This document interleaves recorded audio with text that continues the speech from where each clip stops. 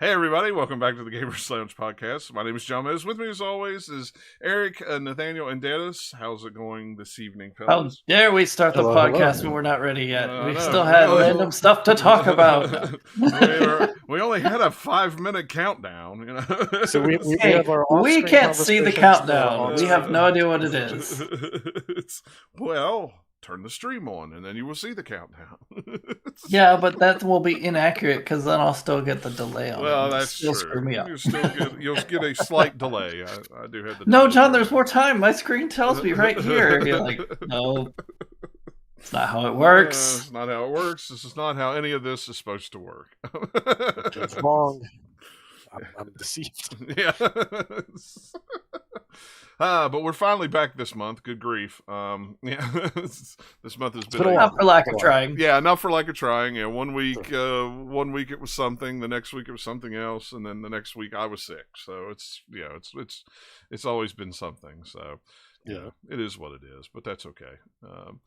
It's not like not like any of us had anything going on today anyway. No.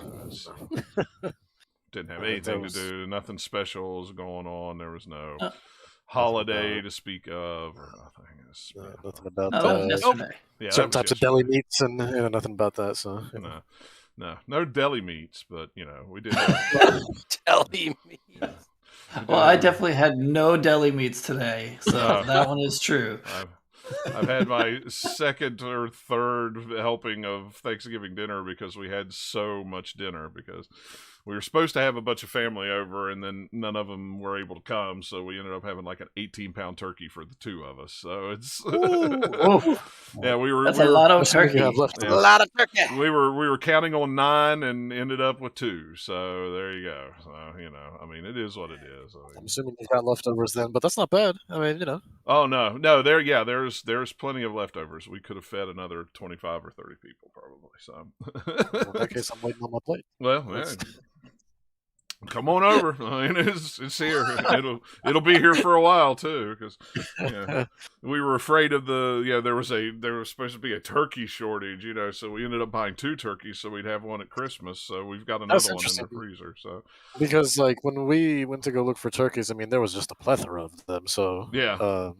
Well, it was when we went and looked, but that was a month ago. So I didn't. Step, We didn't step foot back in the store after. I mean, that. I was in think the you looked grocery pretty store touristy. on Monday, and there was plenty in the one I was at too. Yeah. So who knows? Who knows? It's hard to tell. I mean, it's like, you can't be too careful. Ever since all of us ran out of toilet paper, or everybody ran out of toilet paper. Right. So. Either that- On that turkey. Either that or they're like, man, we have way too many turkeys, so we need to tell everyone there's a shortage so they'll buy them. Right, exactly. There's always a shortage of something here lately. Some of it's true, some of it's not. So I only get turkey for holidays once or twice a year, but boy howdy, since there's a shortage, I'm going to buy as many as I find. Right, And have yeah, like we're gonna 30 turkeys. buy them all, and I'm gonna Hoard 'em. sell them on Facebook for Hoard 'em 3 not in the times the freezer. price. Because meat prices are going up. Oh my gosh! But here we go. Don't get me started. There's a shortage of morality as well. It's Yeah, just- there's a huge I'm gonna- shortage of morality. I'm going to buy a bunch of turkeys and sell them as premium frozen toilet paper. Yeah. Yeah, frozen toilet. multi-purpose paper. turkey. You can use it to eat. Yeah. You I can see use it nothing as- wrong with this idea Well, whatsoever. No, I don't see any Hey, problems use with that the either. Skin. I mean, city Yeah, sewer don't worry, companies come all over the country are just going to be like, what are people flushing down their toilets? What's going on here? I don't understand. Yeah. I FDA, mean, what if No garbage. oh my gosh, could you imagine? It's some of the stuff I'm sure people flush down the toilets anyway. Just go ahead and start flushing some chicken down the Yeah. toilet or turkey. I'm sure like plumbers are getting phone calls all the time. Like another one? Yeah. Why? Why? Another one? Like, what? Don't More people turkey? don't people know they have to take the bone out of this turkey before they flush it down the toilet? Jeez. Working overtime. Oh, jeez. Yeah, somebody will be making some money there. Man, I think I'm going to die. Too many amusing images running through my head at once. I Too don't. much turkey. I don't know Speaking about of- amusing images, but I've got some images running through my head. I don't know how I don't know funny about they amusing are. But It's making me laugh. So about amusing images, but I do have just a quick little story that relates to both, meat Toilet and paper toilets, and the turkey. Okay. which is like a long time ago. I must have been like maybe 13, 14. We This was were last year. Yeah. yeah, it was still about last year. Yeah, Sure. but like my family and I, we were looking for, we were like doing some searching for new homes, and there was one place where they had it was an open house, but outdoors there was a porta potty, Mhm. and I just really had to go, so I went in there, I opened it up. Needless to say, I did not go because what I saw, what I was greeted was, was a full was a full was a full-on rotisserie chicken. Oh gosh. I'm not I even don't joking. Uh, It was a full rotisserie chicken that was in the toilet, well, and I don't know why. It's ingrained in This my mind. podcast right now. Oh man. It's like, you think someone was just like, I need a snack and I gotta store it here? well, The they only have, place I've got. well, usually at open houses they have snacks there, so maybe just somebody stole the rotisserie chicken and threw it in the toilet. Just threw it in the Snack in porta every room, Yeah. even That's outdoor ones. That's what somebody sold. Oh, somebody sold the house just based on that. Oh, jeez. This will sell it. Yo, I Jimmy, really, just like, I really like snacks, especially the chicken in the back. Cash offer. Oh Lord, yeah, I could. I can't. I've looked at tons of houses and bought a few, and I can't even imagine. No, it's really one of the craziest things I've ever seen, like to this day. Oh, I could Forever only ingrained imagine. in my mind. Yeah. Like, Yeah, that would be one to ingrain in your mind. I tell you what, yeah, that would be an image that you would never forget. because it doesn't make sense. Like, I want to know the story behind that. Well, you yeah. know? Like, Yeah, how me did too. it get there of all places? Yeah. Did this actually come out full from somebody's body? I don't know. What? I don't I man. hope not. know. Yeah, I hope not either. We got I don't know if it was digested that way. that just opens up a whole nother door of questions that I have, if That's that the was thing. the Like, case. medically speaking, I just don't know. Like, I feel like there needs to be like a Netflix series off of this. It's a documentary. I don't know. A 6-part Along the documentary. lines of Tiger King, but only about rotisserie chicken instead. Yeah, exactly. Oh Strange. Lord, And, yeah, that took a turn. Yep. Many turns, Yeah. spiraling out of control. Yeah. All right. Well, let's talk about games. Games. Let's not talk about turkeys and toilets and everything else. Try not to. Premium toilet turkey. Whew. Yeah. Just rolls off the tongue. It really does, doesn't it? Just rolls right off the tongue. Oh goodness. Whew. All right. So what have we been playing?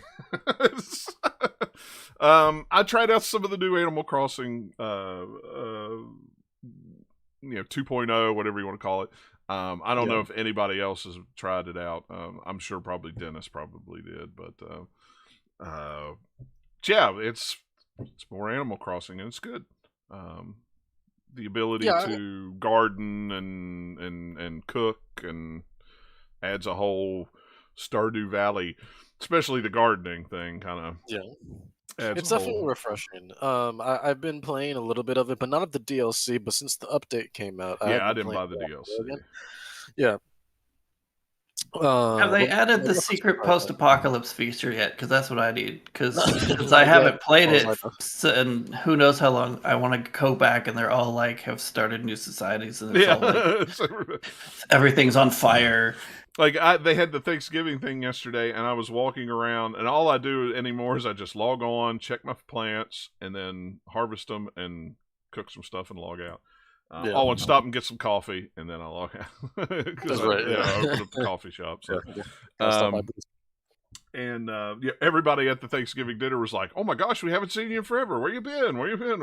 It's like just not talking to anybody when I did come back.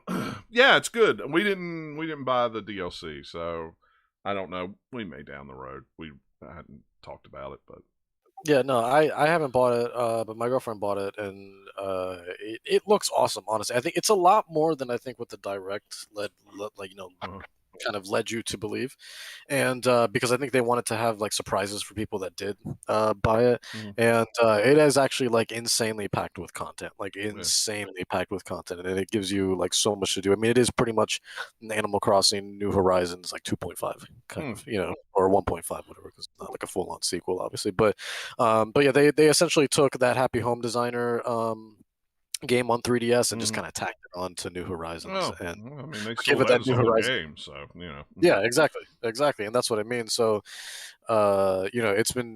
it's been a lot of fun watching her just kind of be extremely creative with it. But there's an insane amount of content in there. yeah, So and it definitely I think a lot of people probably weren't entirely sold on it at first. I mean, there was a lot of exciting stuff that was announced. yeah, But with the whole fiasco of it being $25, and then the whole thing with Nintendo Switch Online, and people being like, "Well, what about people who don't play Animal Crossing?" And it's just like you're $50, but that's a whole other topic that yeah.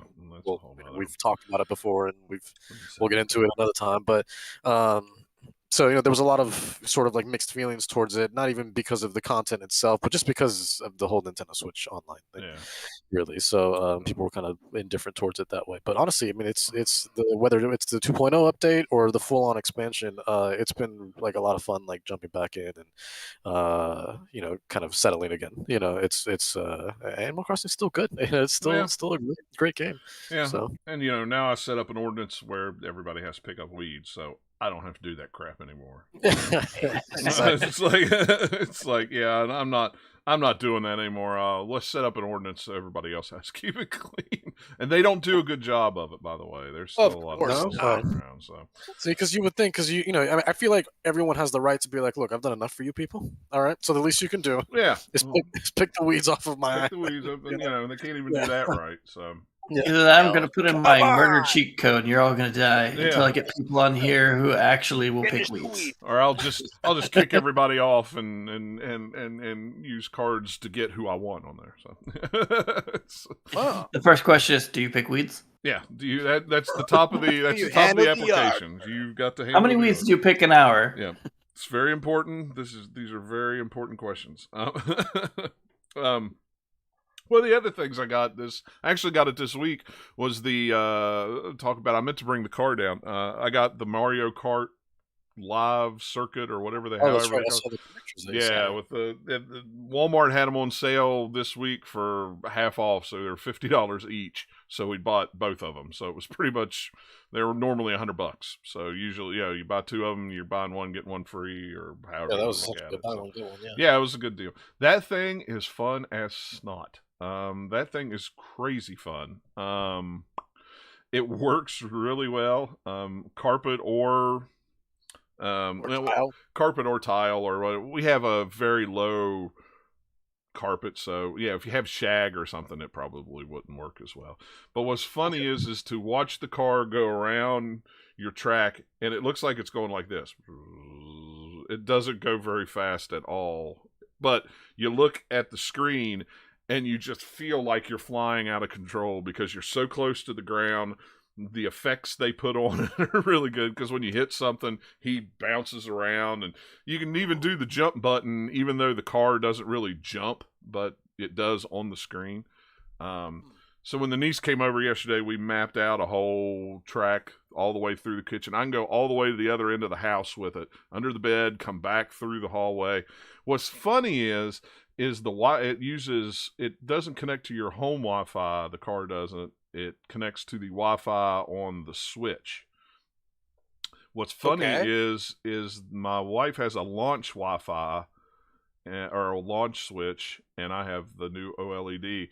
I get a better signal with my OLED one than she does with hers, so I can take my car farther through the house before it'll lose signal, which is kind of strange. I wasn't expecting that, because I assumed it was the same built-in Wi-Fi, whatever it is. But it'll actually take your switch offline and it'll connect that way. So you could play split screen. So you can have two cars on one switch. So you can play like on TV. You can have it docked. And Kind then, of cool. yeah, so if you have two cars, you just have a screen so you can play. It's so cool. You just set up the little gates, 4 gates. You decide how you want your track to lay out. They paint your wheels. You drive around. Yeah. Do a finish line, and then it says, "Okay, let's start." You race. You can race. You can even play it by yourself. There's little AR cars in the game that you have to beat, or if you have another car, you can play it. It's pretty cool. It's like I said, for the money that it costs for both of them. If we play it 3 or 4 times, it's worth the money, and then we just have cool little remote control cars on the. The dog hates it. Cat doesn't. Yeah, there's a cat, Jason. I'd watch these videos of people using it in Japan. The cat's going nuts. Nope, our cat just watches it go by, just like. It's like, what is that? What is that crap going by? What is that? And the dog's the one. The minute you set it down in the floor, the dog just starts whining, like, "Oh no, here they come!" It's like, what's wrong with you? He hates it. I thought maybe at least he's not terrified and barking at it. Like, no, he's not terrified of it. It's the same thing he does when we put the Oculus on that we got. Because if we were up in the living room and put the Oculus on, he knows we're going to start moving our arms around and stuff like that, and he can't stand that either. So the cat just sits on the chair and looks at you and shakes its head. He just judges you as a cat will. Yeah, he's just a big fat cat who just goes, whatever. Yeah. I've seen a lot of gameplay on it. It looks like a lot of fun, but it's definitely it can only be suitable, I feel, for so many households. I feel. It's kind of maybe like a little bit of a niche thing. It does look, the reviews and stuff look good, and from what I've seen, it looks fun, but it's definitely not for like everyone. No. I'm a big Mario Kart fan, but I ended up kind of skipping on that just because I don't know. Well, yeah, that, and then just like, I don't know. I feel like just setting everything up, and I just feel like doing the kind of same couple laps over and over again. I mean, technically there are tracks in the game from what I've seen. There are tracks in the game, but it's more fun to make your own, because if you're not going underneath stuff like your kitchen table or your chairs or anything, if you're just running around in a circle like down here on this carpet and just going, they get boring after a while. Even though it still has the things, that you could throw, the boosts and stuff like that, which I mean is pretty funny because your car, like if you're way behind, just like in Mario Kart, you get to be the bullet. And that little remote control car will fly when you're the bullet. It's hilarious. It's like, so they, it controls. And we're only racing on the 100cc because we haven't unlocked the 150 yet. So. But yeah, I mean, for $100 a piece, I don't. But for $50 a piece, that's pretty cool. I thought, all right, we'll buy that, even if it's just play it for a couple times and when the kids come over and set it on the shelf. But she likes that better than playing like real Mario Kart or Mario Kart on the Switch, however you want to say it. She liked that a lot.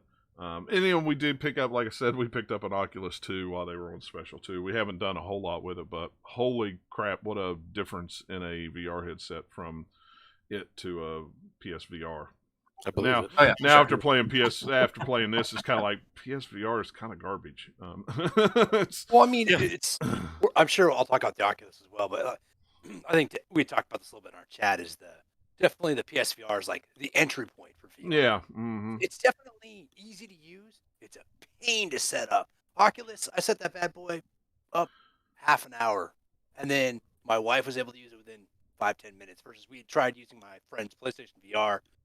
And getting it all set up for her, it was a little bit of a hassle. Yeah, yeah. The PSVR is fine. It's just wired, so you got to drag out all the wires, and you got a controller and this and that and that and this, and then you got the camera. With the Oculus, what's nice is where the cameras are built into the Oculus, so you have however big of a room you have is how big your play space is for the Oculus, which is nice. Where some of the stuff with the PlayStation VR, you can't even turn around behind you because as soon as you get out of the view of that camera, it totally loses track of the tracking stuff in the front. I will say it's the only problem I have with the Oculus is with the size of it, it's actually a little small for my face, believe it or not, because it sets right on my cheekbones right here, which isn't very comfortable, so I try to stretch it out. I haven't found the perfect place with the settings with the straps yet. Did you buy the the better strap, one of the third party. No, I just got the one that's with it. Try one of those. Those will make a difference. Yeah, so that's the one thing I do like about the PlayStation one. It's more of a rigid rigid strap, so it sets on my head a little better. But it's very weird though to play it without headset. That's kind of off-putting at first. It's like, well, where's the sound? Oh, I can hear it. Oh, it's in stereo. That's weird. It's without a headsets in my ears, like you have to with the PlayStation VR. But yeah, I mean, what little bit of it we played, the only thing we had at first was the whatever came with it, the free play or whatever they call it. So yeah, the entry level stuff. Yeah, and they have some other free games. Just got to poke around a little bit. Yeah, we found some of them, but none of them looked like anything I'd be interested in. And I wasn't going to buy anything. We bought it on Wednesday, so it was like, well, I'm not going to buy anything until their sale, because as soon as I buy whatever I want, it's going to turn around and probably be on sale. And what I wanted ended up being on sale, so we just bought it today. So we haven't played any of it. I mean, I bought the Vader game, even though I have it on PlayStation VR, but yet I've never booted it up. It's fun. I'll talk about it. The Galaxy's Edge game that came out last year, I bought it. It's more of like a VR experience, right? Kind of like you walk around, do stuff. I'm not sure. I don't know, to be honest with you. I just knew it was Star Wars, and I was like, yeah, I like it, so I'll buy it. I'm in. Yeah, I mean, what I'd seen of it, it looked like there was a lot of shooting, there was a lot of lightsabers, so I was like, all right, sure, I'll like that. What if there was a Star Wars opening crawl VR experience, and that's all it was? Yeah, that would be great. And but it crawled backwards. The words come at you into your eyes. That would be the. Let's see. Gun Club VR was the other one I bought, and Golf Plus was the other one I bought, because I don't care for golf in real life, but I do like a good golf video game. So. So yeah. The other ones, everything else I played, I think at least. I played that unpacking game. I know Dennis played it. It was a pretty easy 1,000 gamer score. Oh yeah, you completed it? Yeah, I did it in one setting. It was like 2 hours. You can make it even easier if you don't want to like actually figure out the puzzles. You could actually just turn it off and set everything everywhere, and just unpack it. And then I only did that for one particular section where we couldn't figure out where to put like a picture. And it was confusing because all the other pictures that looked almost identical all went up on the little the cork board. No problem. Problem. But this one particular photo, for some reason, I looked it up, and apparently a lot of people had this issue. Apparently the only place you could put it was in one of the drawers, like one of the cabinets, basically, that the room had. And that's the only place you could put it.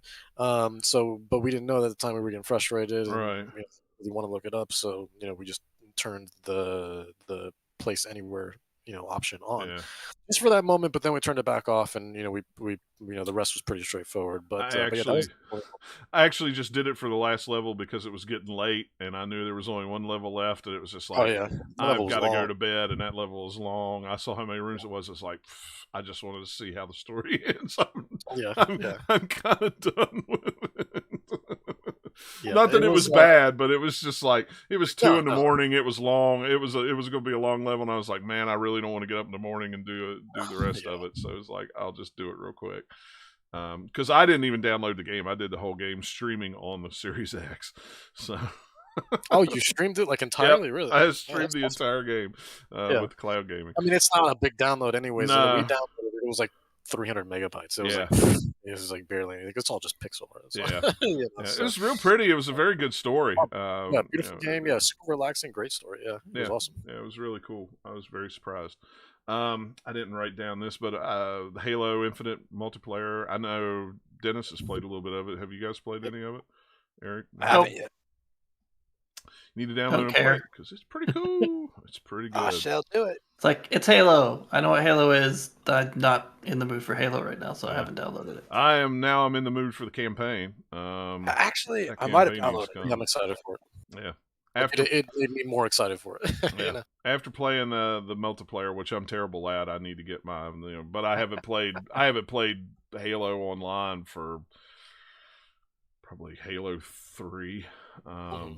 It's been a long time since I played Halo Online, so but yeah, I mean, it looks really nice. It just makes me say, where's the campaign? Let's do the campaign now. Let's just get it so I can play it. I'm ready to play the campaign. Got like what, couple weeks? I forget 2 weeks. how far into December it was. Yeah, 8th. It's the 8th, I believe. If they don't end up dropping it early like they did this, so who knows? And same sort of thing. I think I asked this Game Pass, right? Yep. Mm-hmm. Yep. Yeah. It's first party game, so it'll be on Game Pass. I mean, it's game. It's Game Pass plus. I don't think you need Game Pass either because it's free to play. Not for the multiplayer, no. For the multiplayer campaign, you will, yeah, campaign you will, but the multiplayer's free. I don't even think you need gold to play the multiplayer. I think since it's all free to play now, it's because Microsoft instated like a new thing, was probably less than a year ago, where it's like, well, if a game is free to play, then it is free to play. Right. Like, we don't you to be locked behind gold or anything like Which that. is crazy for me to think with a Halo multiplayer. One, that it's free to play, and two, that you don't have to have gold to play it. It's kind of weird. But I'm sure honestly, they'll make more money that way. Oh, yeah, absolutely they will. Well, I mean, they made, what, $10 off me? How much was the Battle Pass? It was like $10. Well, $10 if you want like the base Battle Pass, but if you want the one that gives you like that bumps you up 25 levels really quick, that one's like closer to 30. But nope, I just went with the $10 one. I don't. Yeah, I'm happy with the base Battle Pass. I haven't gotten it yet, but I plan on it. I went ahead and got it because it does it like it's not like I figured they were doing the Sea of Thieves thing where every season is like maybe 2 months or something like that. No, season 1 doesn't end till like May. Yeah, it's a 6-month battle pass, which is honestly kind of awesome that it doesn't expire. And then when the new battle pass comes, so long as you've bought this one, you can still progress this one at your leisure. So if you don't, a lot of people are complaining about like you upgrade, or you level up really slow, which is true. I have a problem with the way the progression works, as do many people. But I don't mind too much, only because like they're giving you stuff to work for and it doesn't ever expire. Like it technically does in 6 months, but if you own it, you can work your progression towards it for as long as you want. Right. See, and that's what I do like that Sea of Thieves does not do. Sea of Thieves, when you buy the season pass on Sea of Thieves, you have till the end of that, whatever that season is, which is usually 2 months, maybe 3. And if you haven't finished out the pass by then, sorry, you're out of luck. So like this pass, I will not finish it out because I haven't had time to play. I'm only level 16. So paid battle passes are stupid. Yeah. If they do that, like if you pay for it, let me finish it, no matter if it's still going or not. Like I get that the way that Sea of Thieves does it is not the only place that does it that way, but it's just like, I don't know, battle passes are just never anything I've ever gone for. Yeah, that's why I like the Halo one. When I saw how long it was going to last makes more and sense. Stuff like that, it's like, oh well, that doesn't expire till May. That's fine. Yeah, that's always like the unfortunate thing about battle passes that I really don't like, because not everyone's going to have the time to sit there and grind through everything, and most battle passes only last, their seasons are only really like a month or two, if most. So and with 100+ levels, I've seen battle passes go up to level like 200 before, and I'm just like, I don't understand. Like, Warzone was pretty bad. Like the only good thing about Warzone and having like those seasons is you could get enough points to buy the next season pass, just like Fortnite, I think. So that's good. I'm okay with that thing, but it still is a lot of work. I think like before we stopped playing, I played a lot of Warzone and a lot of zombies to get the points needed. It was a lot of work. Yeah, and that's gotta be dedicated. Too much, right? I'll just pay the $2. And that's the thing with Sea of Thieves. You don't have to buy the battle pass. They still have the season thing, or whatever they call it. The only thing the pass gives you is certain levels you'll get a little extra stuff. You'll get a cosmetic thing, or you'll get more gold, or something like that. I mean, if it's $5 to $10 for a season pass, and it's 4 to 6 months, and my friends are playing, and I'm having a good time, I'll pay that. Yeah. Well, and most people with Sea of Thieves, they'll complete that whole thing in a week because they're pretty dedicated players, and it doesn't take long when there's 4 of them on a boat and they're all doing a bunch of crazy stuff. But me, I don't. I haven't had that much time to play this past month, so it kind of went, ugh, well, oh well. I mean, like today, I let up 7 levels while I just played for 3 hours. It's like, man, if I could just get A little bit of time. a little bit of time, I can finish it out. But 6 days left, I won't finish it out. Which, oh well, it's fine. It's no big deal. I didn't pay anything for the game anyway, so Yeah, so it's not. Doesn't bother me. Doesn't bother me. I'll keep it afloat. Yeah. Yeah, they'll keep cranking it out. And then of course, I think all of us have played Forza Horizon 5 by now, so it's probably some of us more than others. So I'm like level 15, so I'm sure you guys have played a lot more than I have. Yes. I don't remember what level I am because I haven't booted it up in. It's I was fun. just playing it before the podcast. I'm level 204 at the moment. What level? What level? Did you say 200? 204. Yeah. No, I am. Yeah, I'm like 140, Nathaniel's pretty high up there, 50, something like Yeah. that. If I'm quite a bit of 25 time in there. or if I'm 25 or 30, I'd be surprised. I don't know because I when it first came out, I was playing it a lot, and then I've kind of dropped off where I've been busy. So, but yeah, I mean it's Forza Horizon 5. It's Forza Horizon 4, just in a different location. Looks a lot prettier, runs a lot better, has a lot more to do in it, I think, than. Yeah. It's, in my opinion, much better than Forza Horizon 4, only because of the map. Yeah. Yeah. Yeah. Because that map is very pretty, and it has a lot of cool, just little areas in it. And it's not like Forza Horizon 4's map was terrible or anything. It's just, I don't know, this one was a lot more fun. Yeah. Because it has, there's a lot more things. You've got like the desert dunes area. You've got like all the different beaches on all the different places. You've got jungle area. You've got the big volcano. You've got some cool narrow street city like parts. You got all sorts of different, kind of mountain cliffy type stuff, kind of in the northeastern part. There's just so many different areas that make it fun to just drive around in and get to something different pretty quickly. Yeah. Whereas the Forza Horizon 4 was getting that differences from the seasons thing that they did, which is still sort of in here, but not really. It's fake seasons. Right. It's like the seasons are really just weather changes. Yeah. Really. A little bit, but even then, it feels almost exactly the same driving around for every season so far. And the only big difference is the one we're in right now is the dry season. There's a lake that lets me finally get the very last bonus board that I needed because it's in the middle of a lake. But in the dry season, that lake is shallow enough you can get out there and go over like a bump and get it. That's kind of interesting. There's crazy ways I looked up. You can get to it when it's a full lake, but you have to be like insane. I tried it so many times. It's like, nope, that's not happening. I was gonna ask how you guys get the stuff on top of buildings. I'm guessing there's some sort of jump with a bigger vehicle. Anything that's on top of a building has either a hill or some sort of a jump close enough to it that if you're in a decent car that you're going fast enough, you can get to the roofs. Yeah. Usually my car of choice when I have to get someplace crazy is usually that BMW the hatchbacky thing with the great big spoiler. I don't remember which one it is. It's white. That's all I remember.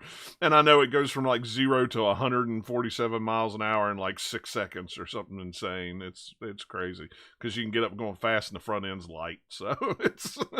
I'll have to find that. I usually drive. I found myself once I found a couple vehicles I really liked. Then I was able to do better races. I guess I'm a fan of like the off-road stuff. I do pretty good in those races, and I'm able to drive just fine with those vehicles, especially if I can tweak them a little bit. See, off-road is the best because you have to go off-road. Mm-hmm. Other things where you're not supposed to go off-road, and that's my street problem. car. I'm just like I put a lot of miles in my Bronco, so going off. Yeah, the Bronco.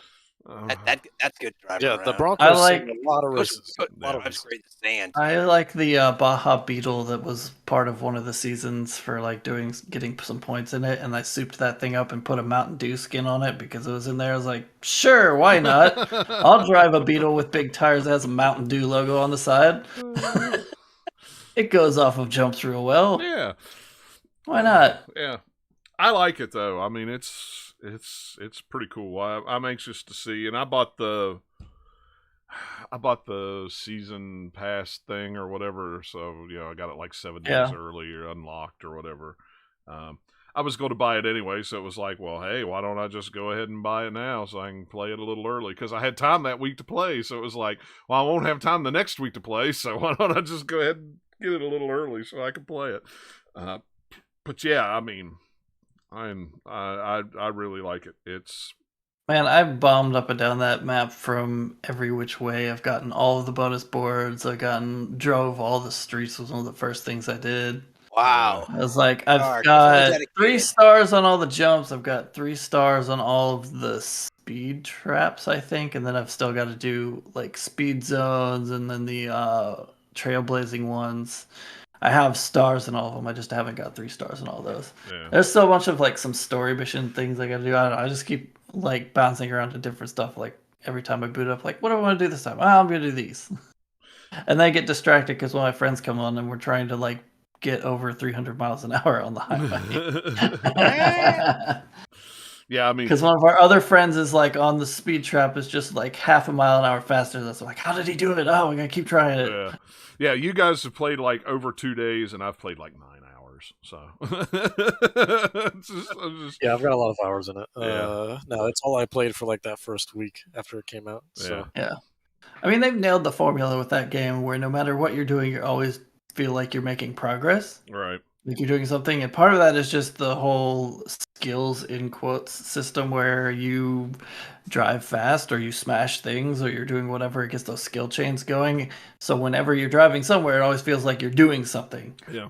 My favorite skill change is nice. just weaving in and out of traffic and all those near misses. That's usually the skill. Yeah. My favorite skill chains are going into the like desert area where there's a bunch of cactuses and just like doing a bunch of like, drifting around and jumping over hills and just like getting all the smackdis bonuses. I was trying to figure out what's the little arcade stuff that pops up for the mini games, the little pink icon. You just go around there and just. I've done 2 of those.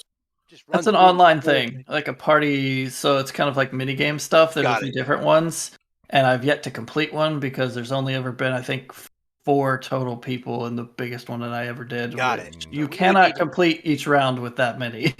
Okay, got it. So a bunch of us, more than us 4, would need to play and join a party and do it all at once, right? Or a bunch of random people, right? So yeah, you go to the arcade event. I forget how many total of. Yeah, I assume it's just however many's in the session, but like 10 minutes. You go through a few different rounds. So it's like the first one was like do however many points in drifting, and then move to the next round, which means drive to this other area, and then whatever it might be, like smash all these pinatas, or there's a bunch of different things that it can do.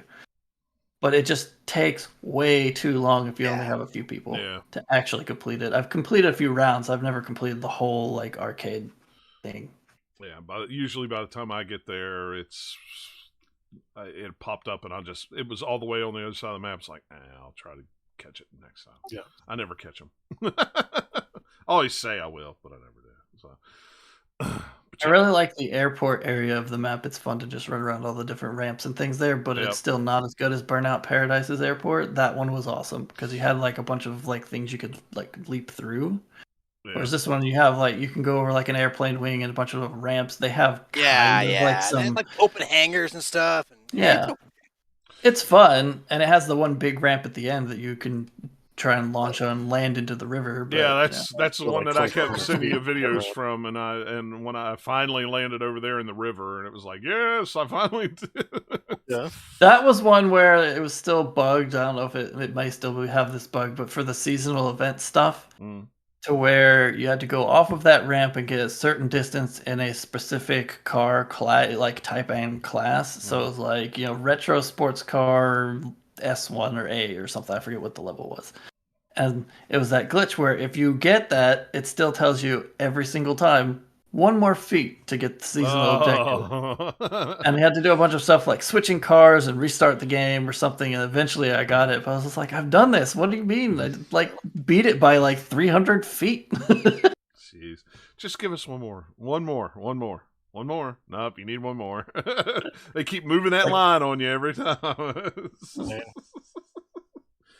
But yeah, I mean, that particular ramp for me, for some reason, like I jumped off of it like many times, and for some reason I would get like a weird texture glitch where like the water would all of a sudden like cut off into a triangle, and it would just be plain blue, and it just looked like just a puzzle piece was missing. Got that. I did break physics a few times where I Yeah, me flipped too. my car upside down in midair, and it's got- like flying backwards upside down Oh. because like All right, they got way that's too much better than lift up that mine. ramp, Yeah, yeah. and it's like, whoa, crap! Okay, I'm crashing. Yeah. I took Blanco for a spin in the sand, and I got stuck vertically because of a rock, like half in the sand. I'm like, all right. Oh man, there's a Not few right. times where I've gotten it to where I had to fast travel somewhere because somehow I got my car stuck on rocks where it's like in the middle and like all Yep. four I wheels said are it, up in yeah. the I've air done and that it too. won't reset. So Yeah. you're just sitting there. I was like, well, what if I gun it and try and turn sideways and it'll like sort of like spin a little bit, but it Yeah. never catches anything. You're just like, all right, I'll fast travel. It's fine. I have enough money for that.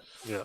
Although Yeah, now it's free that's it. because I've gotten all the bonus boards, so I can go anywhere I want instantly for 0 credits. I still have to pay 5,000, but I still have like I'm sitting on like 6 million. So Yeah, like when you have millions Dang. of credits, like whatever, a couple thousand, sure. Yeah, tell no Guess you I big gotta deal. play more. he's nothing to me. Come on, man. I'll give you. You know what? Here's a tip. I'll pay 10. I don't care.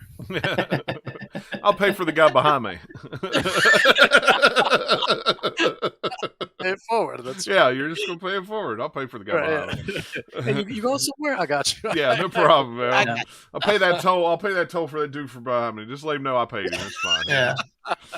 Another thing I really, really like about the game is the radio. Like, one, just the soundtrack, all the different songs that are on there on the different stations are really good. No matter which station you pick, They are, there's yeah. some good All the stuff on stations are there. great. Yeah, there's some good licenses. But also, they have like different radio DJs on each one, and they all Mhm. respond to stuff that you do. So, like, if you finish like a few events, it's like, hey, the superstars just finished like 10 road races. Go get them. You know, whatever, just different weird little radio things that they'll throw in there. Like, hey, man, someone's smashing all these things, so they're making fast travel cheaper for everyone, or whatever. It's just dumb stuff It that just they throw in there. It's really it good. feels like alive that way. It feels Yeah. more Yeah.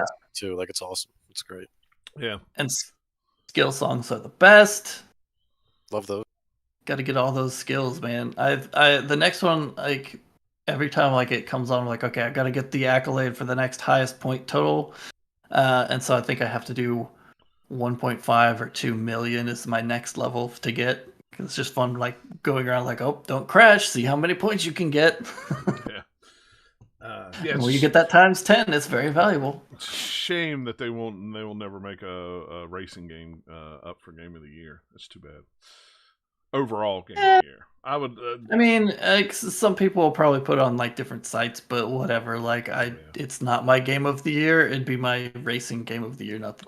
That's not that that's a big category. Like category, but it's also like a lot of things about it are game of the year worthy just for like the art design of just all of the different stuff of the quality of the map and all the graphics and stuff like that. The sound design across the board for all the stuff they did for re-recording engines and things sounds really great when you're playing with like a headset. I'm sure it sounds even better if you have like a surround system you're playing on. Oh, I could imagine, yeah.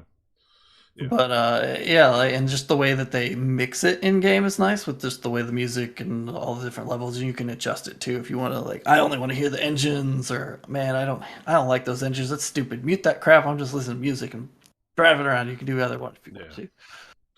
But yeah, it's like just across the board quality game. Like even with all the like little bugs and stuff, like most of those are surrounded with just like the online type of stuff, really. Yeah.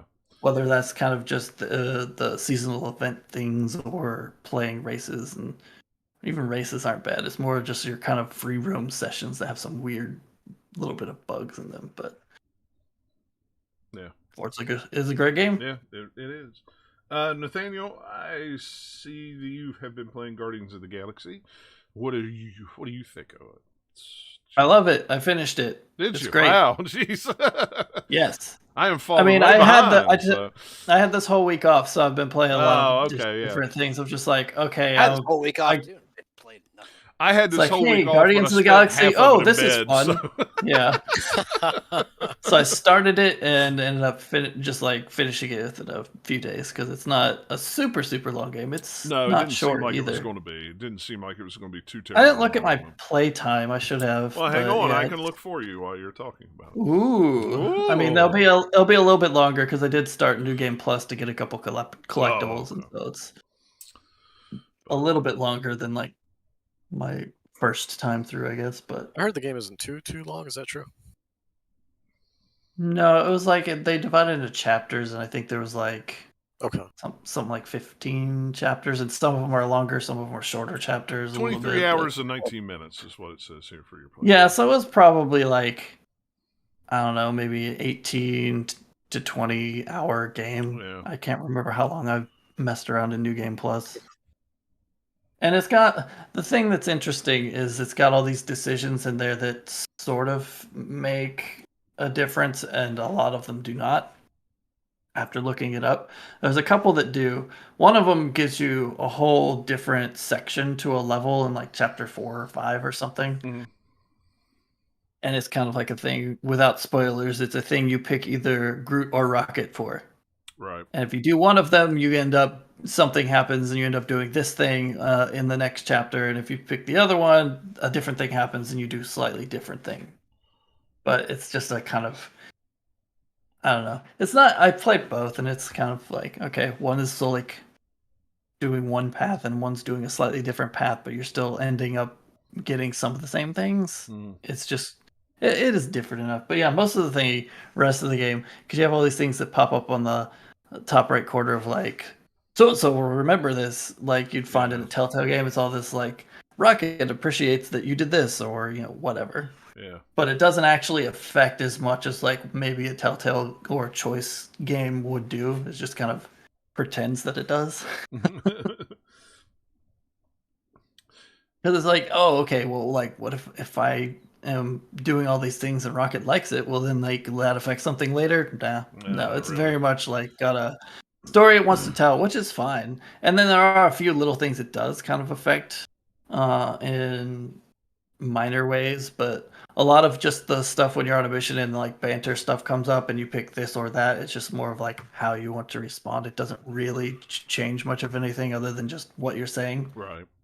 And man, the voice actors in this game, I'm surprised they have voices left because they never shut up. I know. There's so much dialogue in this game. You really cannot sit there. If you want to have more than just like maybe 10, 15 seconds at most of quiet, you have to pause the game because they will keep saying stuff over and over. Like, it gets that banter vibe, but they just never shut up. You're walking through a level of this, like, Rocket's talking to Groot, or this or that, or this, someone gets into an argument, and like, I feel like it's one of those things that's both a blessing and a curse, also. A little bit, it kind of shows like they put a lot of time and effort into just like, let's just crank out these lines and just to make it seem a lot more like you're just this group of people that are always at it with each other. Yeah. I mean, they didn't crank out the lines in the sense that like, oh man, they just did a bunch of them, but they're all quality. Like the acting and the voice and everything, like the animations and stuff that they do in the game are great. Like they nail it.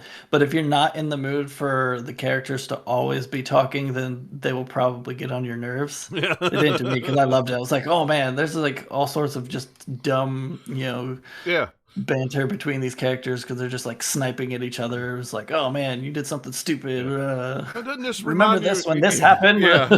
And then it's usually it's always Rocket and Groot, talking, going, oh well. So many running gags in this game that are just like tiny little things. Like when you get on your ship, there's a refrigerator door that's broken that always is open. You can close it and then turn around and come back. It's open again.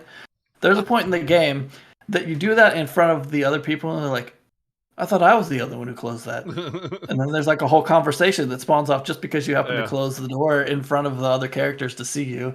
There's a whole hilarious running gag with Star-Lord's toothbrush. That like every time you come to the ship, it's like he's got a manual toothbrush in the like the bathroom area of the ship.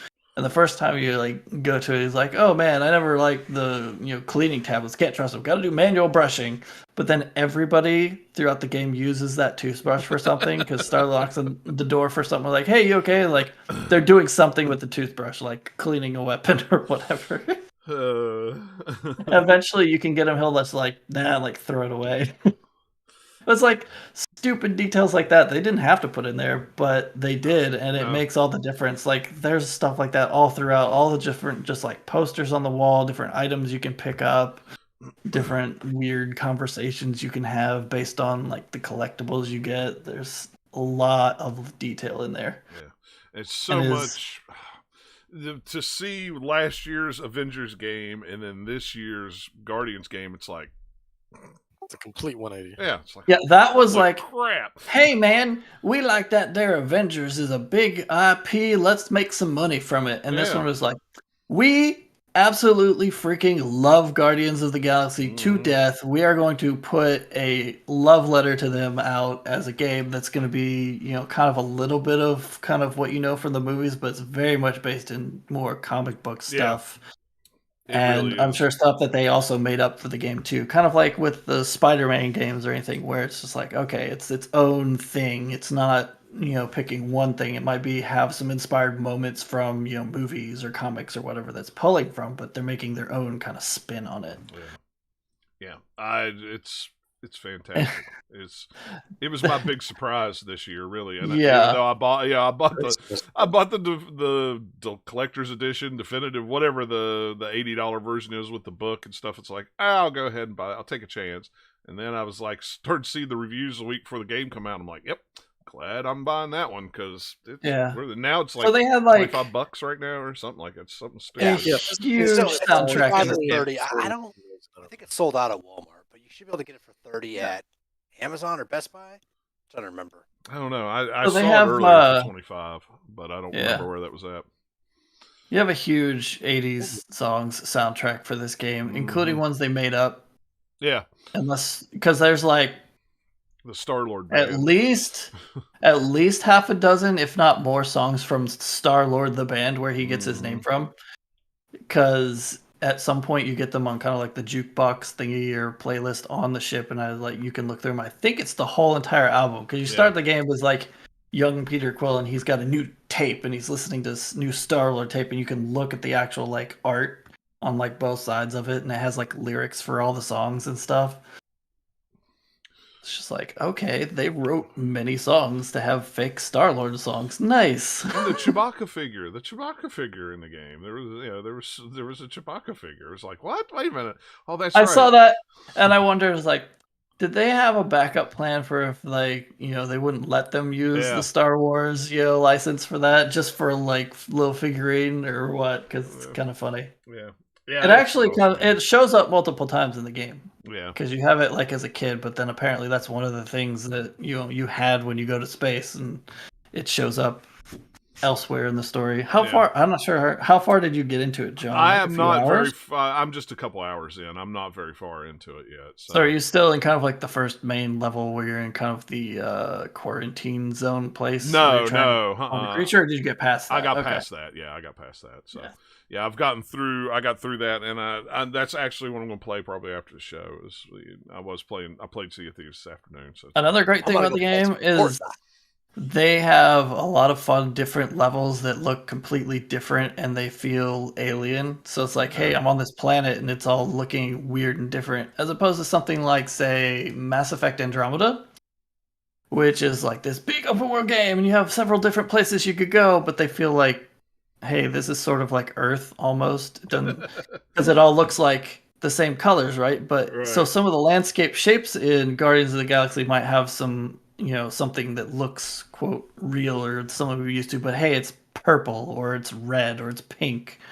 Or, hey, those trees look like, giant things of saltwater taffy, and they actually have Star-Lord comment on that, they had a lot of fun with environment design, and I really like also you get to go to like some familiar places, you get to see some familiar characters, especially if you just done the movies or whatever, you'd be like, okay, I know what this is, but it looks different.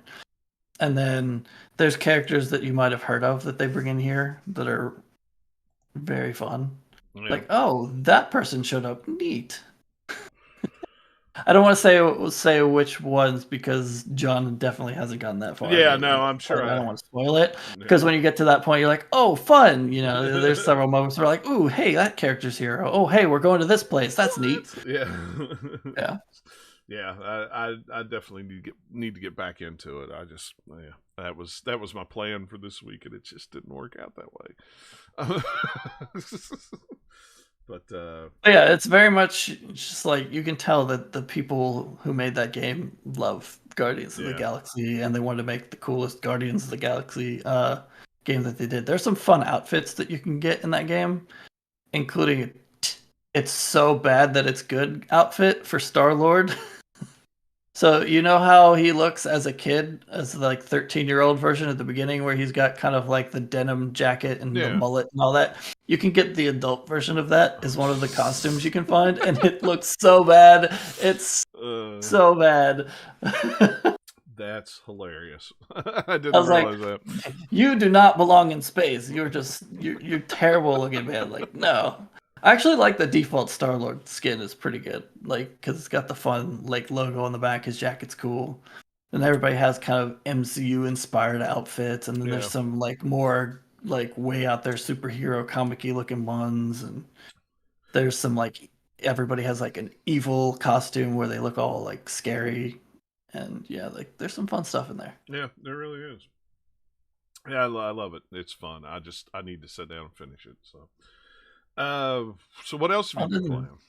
Yeah, like I've been playing a few random things. Like I even bought like the Tomb Raider collection, like the definitive edition. Yeah, because it was on sale. Yeah. So I played a little bit.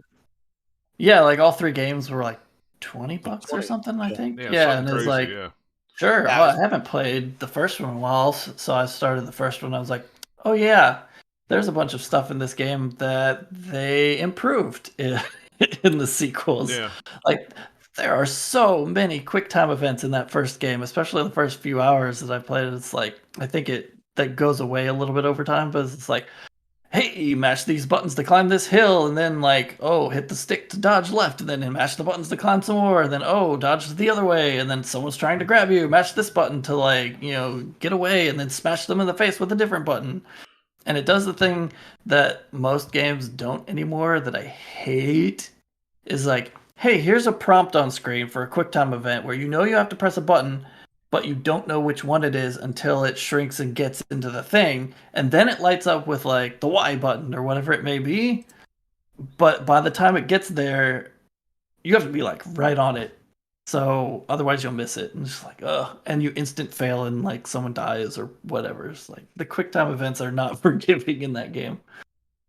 Something they did a lot better later on. But it's fun. Like it's still a really good game. So I'll see if I'll finish it. I couldn't remember if they updated all those for the Series X and the PS5. I guess it was only Shadows of the Tomb Raider that they did that for. Just by yes, I think so. Yeah, I couldn't remember if they did it for all of them or just that one. But yeah, the Shadows runs at 60 frames a second, 4K resolution. I mean, it still runs at I think 60 or whatever. It feels like it's higher than 30, whatever it is. It's just like they didn't up-res it. I don't think. I think it's still probably like 1080. Yeah, but I haven't checked for sure. I don't know. I've just played it a couple hours of it. I'd bought all 3 of them too because they were so cheap. And I don't think I ever played Shadows, so it was like, why not? Yeah. If I had played Shadows, I don't remember it. So I really don't think I had. I know I played the first 2. I know I played the second one is the best one. Rise is the best of them. Yeah. It's like it hits the sweet spot of telling a nice story, but have a linear kind of story, but having some areas that open up a little bit that you can run around in, but not being too big to where you lose focus. Whereas like Shadow has a little bit of it, loses a bit of that focus in places. It's still a fun game though. Yeah.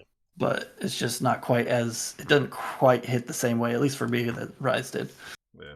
I also finished up today a new playthrough of A Plague Tale: Innocence because it's on Game Pass. I was like, I'll play it on my Xbox. Why not? I beat that game on Steam, but I will play it again, get those achievement points. That's right. Get completely frustrated at the final level because it's just like, oh, hey, we're just going to do all sorts of things that you haven't done in this game yet, and you have to figure out how to do it, and we're going to have like a bunch of guys coming at you all at once when most of the game you're trying to avoid them, and oh, hey, wait, here's these new guard types that even with your special ammo that's supposed to make them take their helmets off, or even with the upgrade to the sling that you can knock helmets off, it doesn't work on them. And no, that didn't annoy me at all. No, I couldn't tell. And throw it away. No, I think you're totally happy with it. And then it's just like there's like just a couple sections in that level that's just like, but I know what you want me to do, and I'm doing it, but because of some weird thing here, this sling is not locking on in the same way that it normally does, and so I keep missing these shots, and then I have to keep restarting this section over and over a couple times. It's like I just need to get to the end here so I can go through this gate. And then I could get to the final boss, who is also somewhat frustrating if you don't remember what to do. And it's like, oh yeah, now I remember what to do, but it's still a little frustrating. Yeah. Because like, hey, pretty much anyone else in this game, to this point, if they have nothing on their head and you smack them with a rock in the face, they die in one hit. But the final boss, because he's a final boss, one, you can't just smack him with a rock right away. You have to, no, it's story. You have to go and like let him get all powered up. And then even then, it's like, oh, you hit him and he takes 3 hits to the face. It's like, but he's an old dude. Like, come on. He should die easier to rocks, man. Come on, game. It's just it feels very video gamey for that last bit, where it's like, yeah, not that the rest of it doesn't, but it's a cool game. I can't wait for the sequel. I hope it's as good as this first game was. Yeah, I love that game so Just much. that we're getting a sequel at all is kind of neat. It's like, oh wow, they're doing a sequel to this? Yeah, that was one of those games that I think no one expected a sequel for, but I think it was also one of those sleeper hits that kind of came out of the gate, got much more success than I think the publisher or developer even thought it was going to get. Yeah. And then they're like, you know what? Let's revisit it. Why not? Let's go back. I mean, they just do a good job of kind of picking a vibe that they wanted to go for and a setting that they wanted to go for that's different than kind of any other story that video games usually tackle. Like, some of the stuff you're doing is like, okay, this is sure other games have done similar things, but just the setting in particular is like, oh, hey, yeah, and most you don't get a lot of games set here, and even if you did, it's not like this kind of a game, so it's very cool. There's just lots of details in the game world too as you're going through, so it's also just a fun one to look at and be like, ooh, that's pretty. Oh crap, I'm being eaten by rats again. That game is very weird to play on the Switch. I got the cloud version sent to me for the Switch, and it is... I mean, it's still the same game, obviously, but it's just, I don't know. It's not, I don't know, a game that pretty and that cinematic. I think you're doing it a disservice to put it on such a, if you're in handheld mode, anyways, playing it on a small screen, and it's the cloud technology, at least for the Switch, just isn't there to really enjoy it. Not like it is with like xCloud. That is incredibly stable, super clean, super great, no lag, nothing, but on the Switch, the cloud technology just is not there because of the lack of a decent, sort of. Yeah, we've discussed this before. At least I guess it tries. I mean, I would be curious. Sure, I would be curious to try it hardline actually, see if it would make a difference. Like what, Nintendo not being the best at online things? It's weird. We had this discussion at least 5 times. Yeah. Well, and who knows where it's running off of? Is it running off somewhere overseas, or is it in U.S.? Canada, U.S. Like hard drive on a carpet somewhere, just somebody reprogrammed. Someone reprogrammed their TI-85 calculator from way back in the day to be a server for. Benefit of the doubt, TI-99. Come on. No. We gotta do it. Oh, look, I found this in a drawer somewhere that, like, my parents had or something. That's cool. I'm going to program it. We'll use this. We'll use this for our cloud technology. Let's see what this will do. Ooh. Got some buttons and maybe a circuit board in there. Sure, that'll work. Yeah. The only other thing I'm playing that I started that I bought on sale this week, so I've only played like maybe, I don't know, 3 or 4 hours at most, is Riders Republic. That game is really fun. I like the demo a lot. It's really fun after you go through the first freaking hour and a half of tutorial crap. Yeah. Especially if you played the demo, because that's what the demo was. Yeah. It was on sale. I think it's on sale for Still Black good. Friday too, like $30 maybe, 35. So Yeah. like so this is basically taking the Forza Horizon open world kind of type of game, but doing it with extreme sports. Is kind of what Riders Republic is. Yeah. The Forza. only problem with it is Forza's like, hey, here's your opening drive. Okay, go do what you want. Like, take this opening drive. It takes like, 10, 15 minutes or something, and you're done. Then, go do things. Whereas Riders Republic's like, do this thing. Looks like it's Now do this 25 thing. Now do this $25. thing.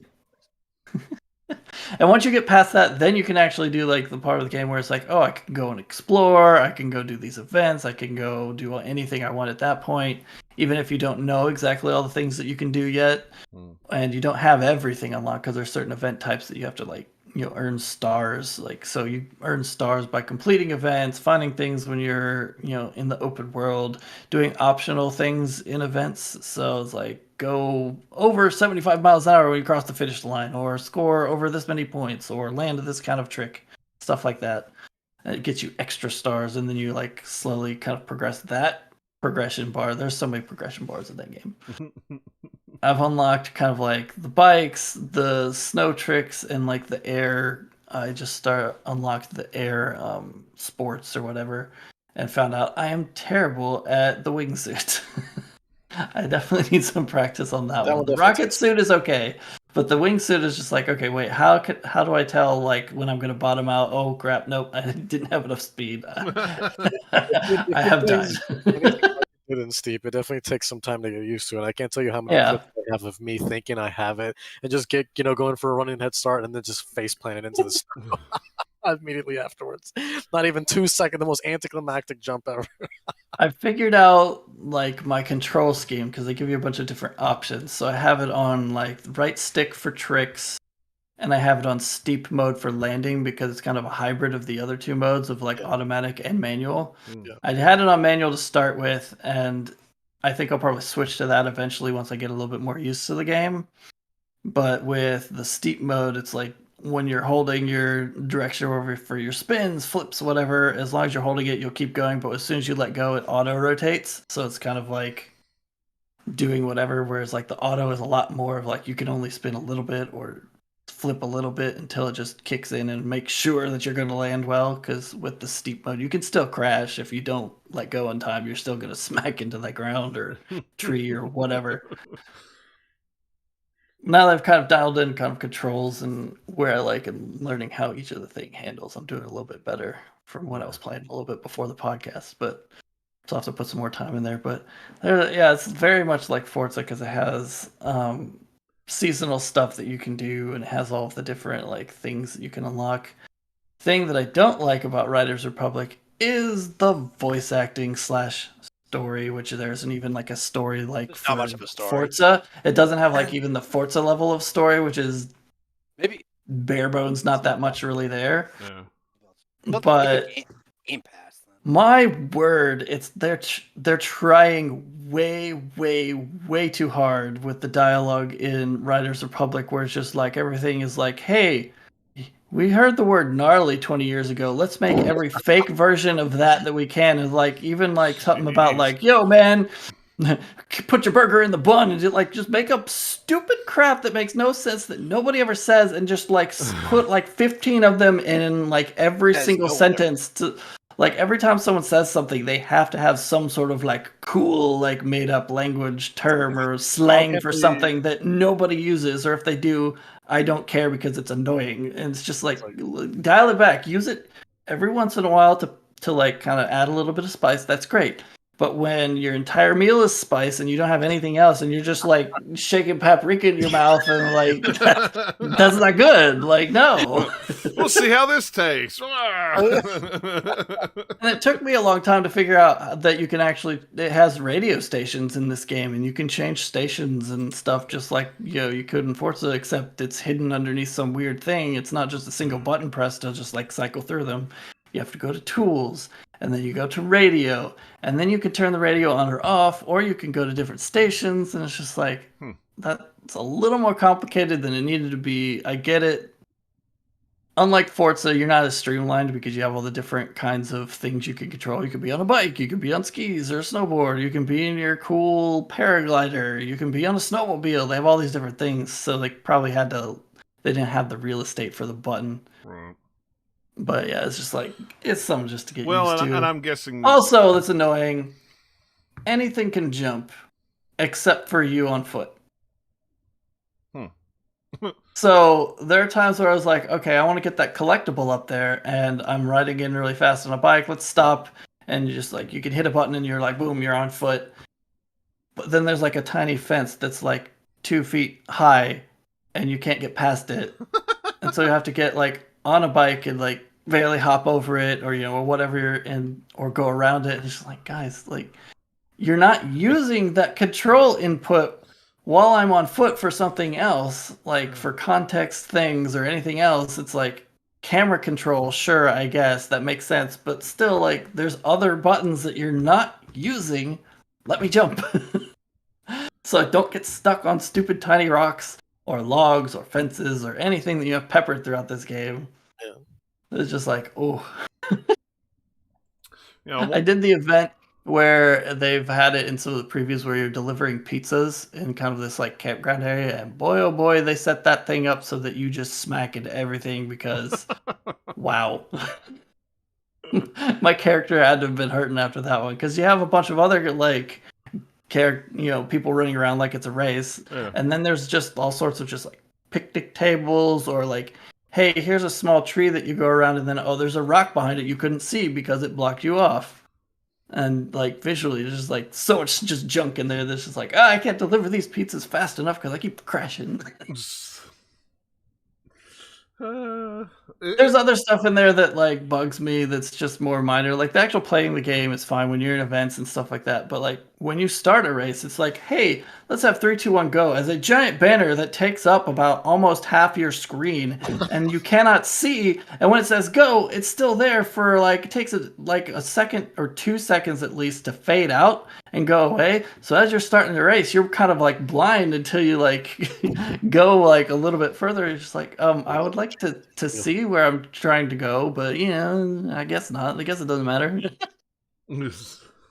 Like all these like small things about it that make it a little like less polished than Forza Horizon 5. Right. People who've been doing that and had time to like go from game to game to game and figure out what works and what doesn't. Years and years, yeah. Whereas this one's like their sort of second attempt at this after Steep, and Steep wasn't even exactly the same as what this is. So it's kind of like, yeah, sure, it makes sense. I'll forgive it, except for the voice acting. I put it down and muted it and just had subtitles up, and even that annoyed me. It's bad when subtitles annoy you. It's just like, no, I'm just reading the dumb words now and the dumb sentences, and it's like, you're not giving me anything that's useful here. It's like you're trying to communicate like, hey, you just unlocked this cool new event. That could be one sentence, but instead, one sentence, you get like 2 or 3 paragraphs of like, hey man, burgers are cool. Like, put your bun in the thing, and then do the thing, and then you'll do the thing, and it's like, wow, gnarly, wow, blah, blah, blah. I'm yelling all the time because I'm so cool. It's like, dude, shut up. Random stuff. That's the way like kids literally, talk there was these one days, right? today, like a little before here, like was all these stupid like weird terms using like burgers as a metaphor, but we couldn't just do one metaphor. We had to do about like 7 or 8 through like a whole like little weird rant that you're just like, hey, just tell me that I just did cool on this event and I can go like dump it in the next one or whatever dumb thing you're gonna say. Just like chill. Just like don't say 20 sentences, say 2. Yeah. And when you say those 20 sentences in the space that it would have taken you to do 2 in like a normal speaking, speed, and let's like take 20 and compress it down so we're always talking really, really fast. It's like, guys, it gets on your nerves.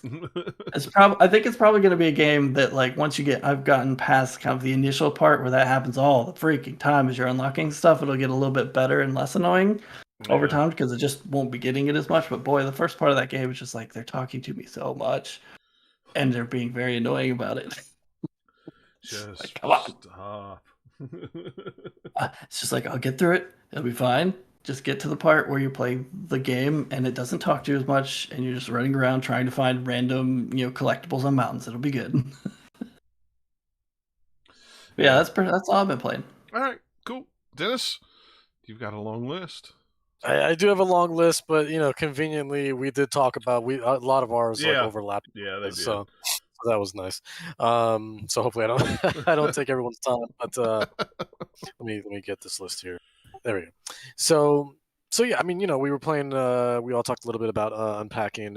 When that came out on whenever it came out a couple weeks ago, it is available on Xbox Game Pass, and I got it downloaded, and my girlfriend and I we played it and like to completion, and it was such a great game. And even though we touched up on a lot of the important things, and then especially just that one thing we were talking about with the photo, and we had to turn off the place anywhere thing or turn on the place anywhere mode, that game was like just super zen. And I've been like, those are the games that I've been like really feeling as of late, are the more zen games, and I actually have a few. Oh, the relax. Yeah, stuff. Yeah, it's just stuff where you can just, you're not worried about points. You're not worried about something randomly stabbing you from behind. You just want to relax and just, just play. It's not. And that's why I played it. I just wanted something to relax for a couple hours, and and that's all it took to play was a couple hours. Yeah. And I got a story out of it, and and the story was like surprisingly. Because like it's one of those things where like there was no dialogue, so a lot of that story, like 90% of that story, was told through environmental storytelling, right? Like you would see an occasional line like in a note or after you took a photo when you ended like the level or whatever. But other than that, a lot of what you kind of took in was through environmental storytelling, right? So you could tell like, oh, she moved out, oh, she's getting older, oh, she had a kid, so on and so forth. So, it was really, really cool seeing that and just seeing it evolve. I think the biggest problem my girlfriend and I had with it, though, is that it's one of those games that it's so good that it being short actually hurts it, I think, because we especially like we wanted like more. We wanted to keep playing. I mean, it was definitely like a perfect game where like after the 2 hours, you felt fulfilled, right? Because it was a short I was going to say, I was the exact opposite. I thought it was just a right amount of time. If it went too much longer, I would have got just kind of bored with it. You know what I mean? Right, just right. because Yeah, for sure. Because I think it was what, 5, 6? It was a couple of levels, 8? yeah, maybe 5 or 6 levels. Because I know you started in like '98, and then you went to like 2004, and you went all the way up to like 2000, maybe 18, 19. Yeah, something like that. Yeah, it seemed to me like it was just about the perfect amount of time. If it went another hour or so, because it was like it might have got a little long in the tooth, at least for me. I think, and I think one of the reasons why it felt like it was getting long also is because I mean every room almost felt like it was getting bigger and bigger and bigger. Right? So like, and you had more stuff to unpack and put in God knows where, So it started reaching a point where you're right. It did sort of kind of feel like it was kind of not necessarily overstaying its welcome. No, not at all.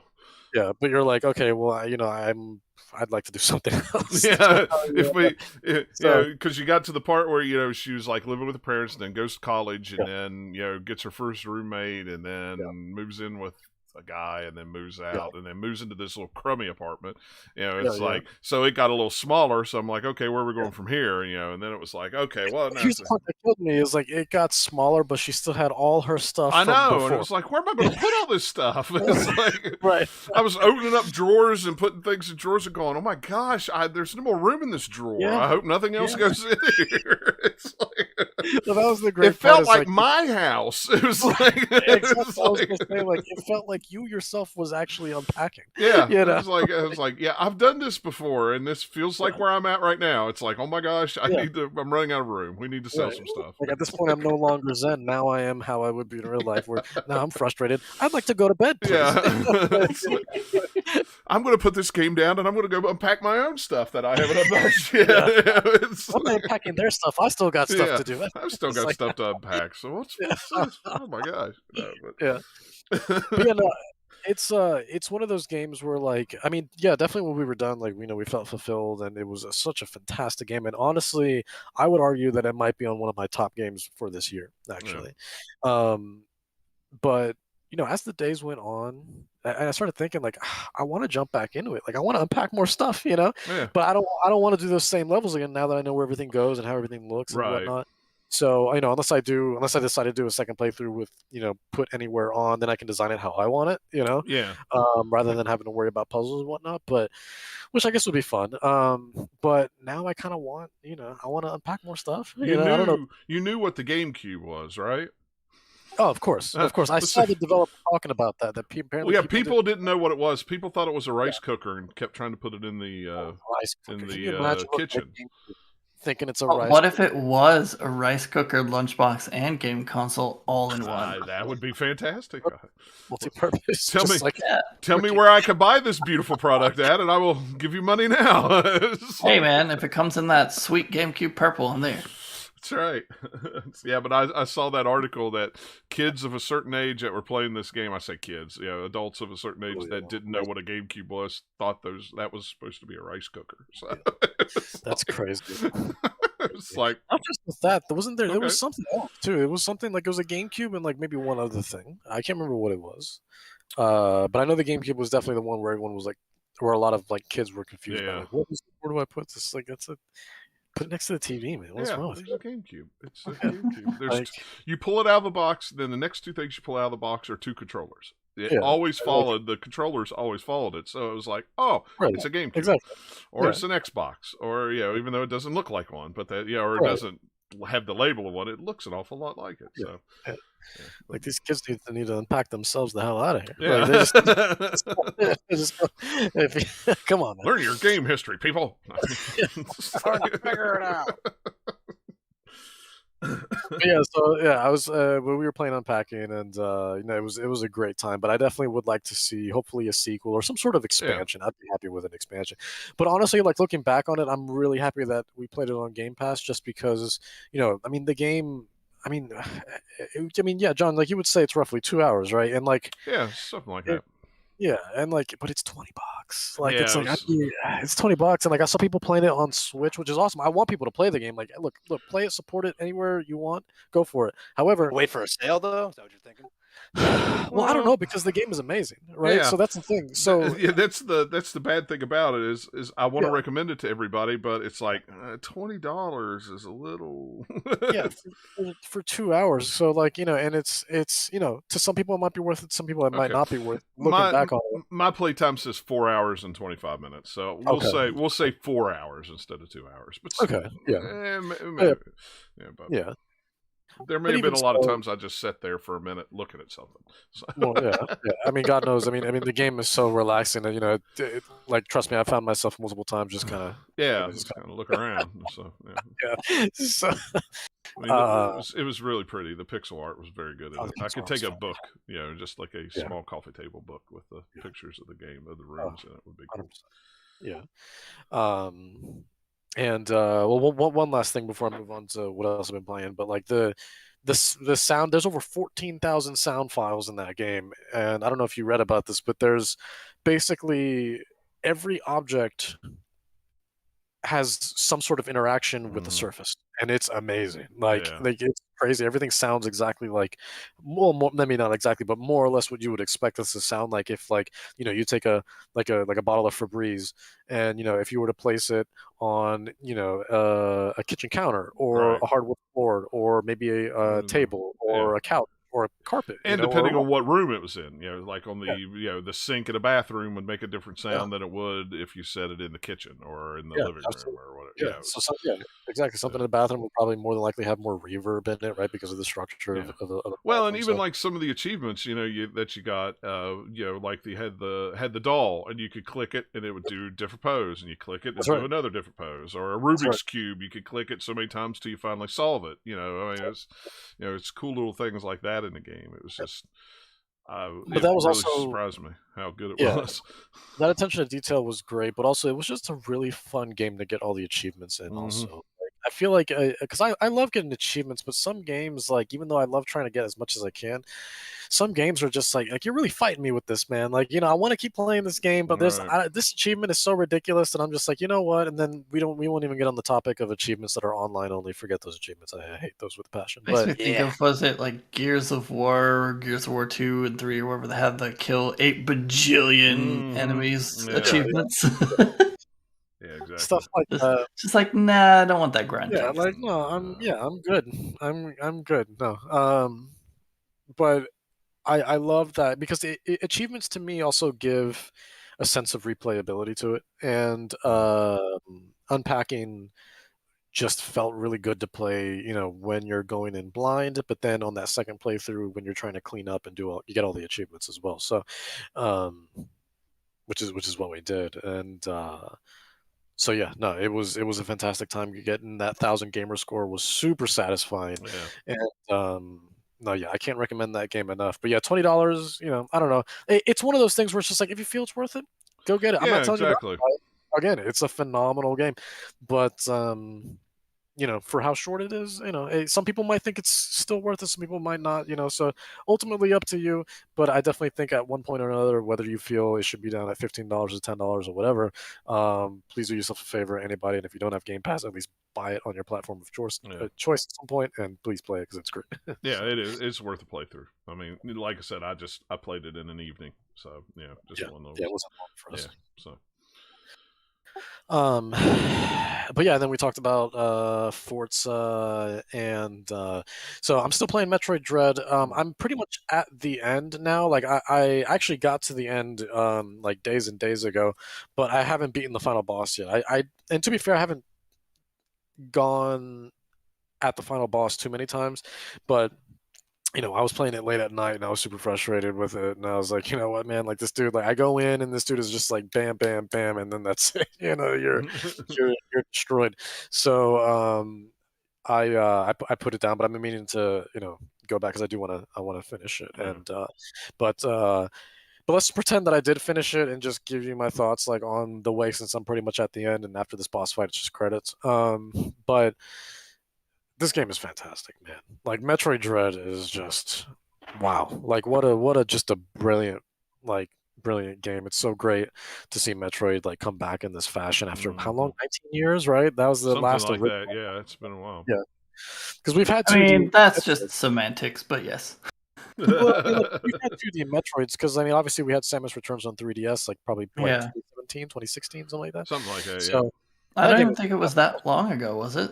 Like, because that's the same developer did that game that did Dread. It's the same studio, right? Or am I thinking of something different? I'm not sure, honestly. I haven't looked that I far. don't know. I don't know. I lose track because there's a bunch of different like Metroid games. It's like, wait, which one's named what now? Yeah. 2017. 2017. Yeah. Okay, gotcha.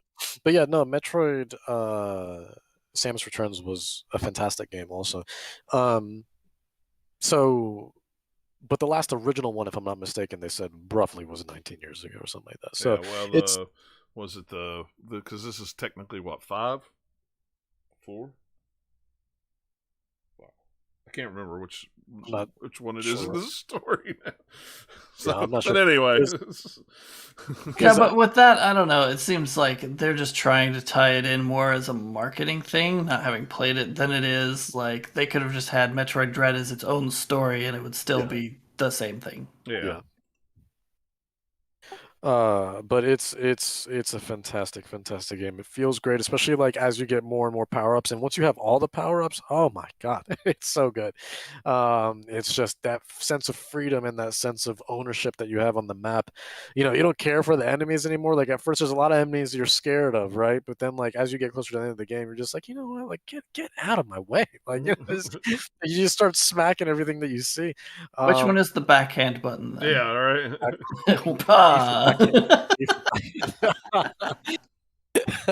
Samus has no time for you. Actually, I guess technically it's X because X is that sort of like parry button, but Yeah. so I guess that's what you would do. but the game is fantastic. The soundtrack, the graphics are gorgeous. The game runs at a fluid 60 frames. It's beautiful to look at, beautiful to play, feels great. It doesn't try to overdo or overcomplicate its mechanics or its gameplay at all. The map is fantastic how it intertwines, and all the different areas. You're going to have your more icy areas, you're going to have your more lava areas, your more dry areas, your more sort of like really like squishy sort of like gummy areas and stuff like that. And it's awesome. All the like the enemy designs and the boss fights were fantastic as well.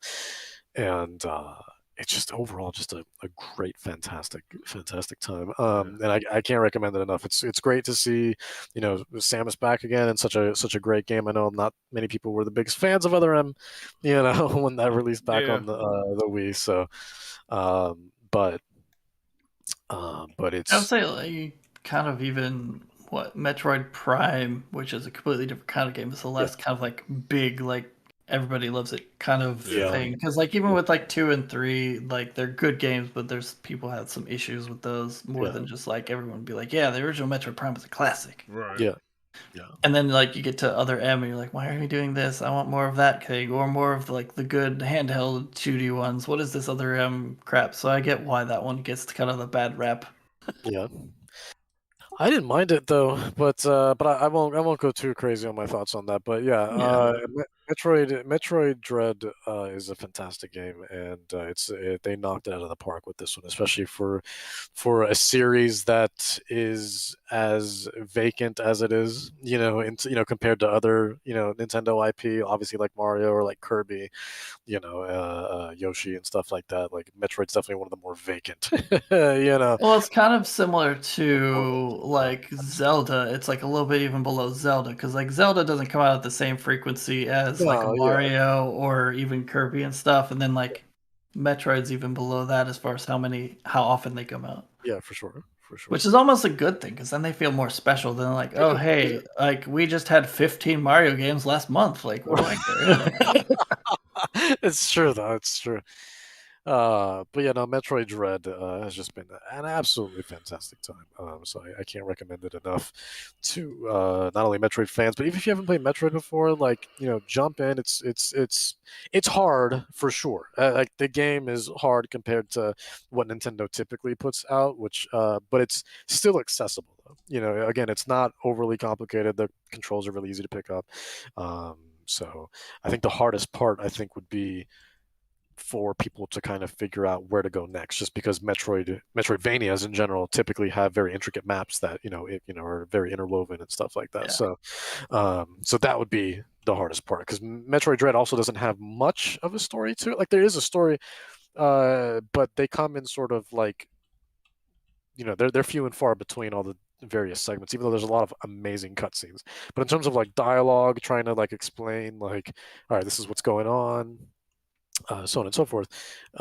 That's like few and far between, but the cutscenes are all so well done. Like, oh, it's fantastic. Those are some of my favorite parts. Like every time there's a cutscene that comes up, I'm like, yes, here we go. Something's awesome. Something awesome is about to happen. Yeah. It's always a good time. So, but the game is hard. And to be fair, a lot of, if not all, Metroid games are. They have definitely a certain type of difficulty to them. So. Yeah. But to tone it down a little bit, also on Game Pass, in addition to Unpacking, I've also been playing another kind of relaxing game called Moon Glow Bay.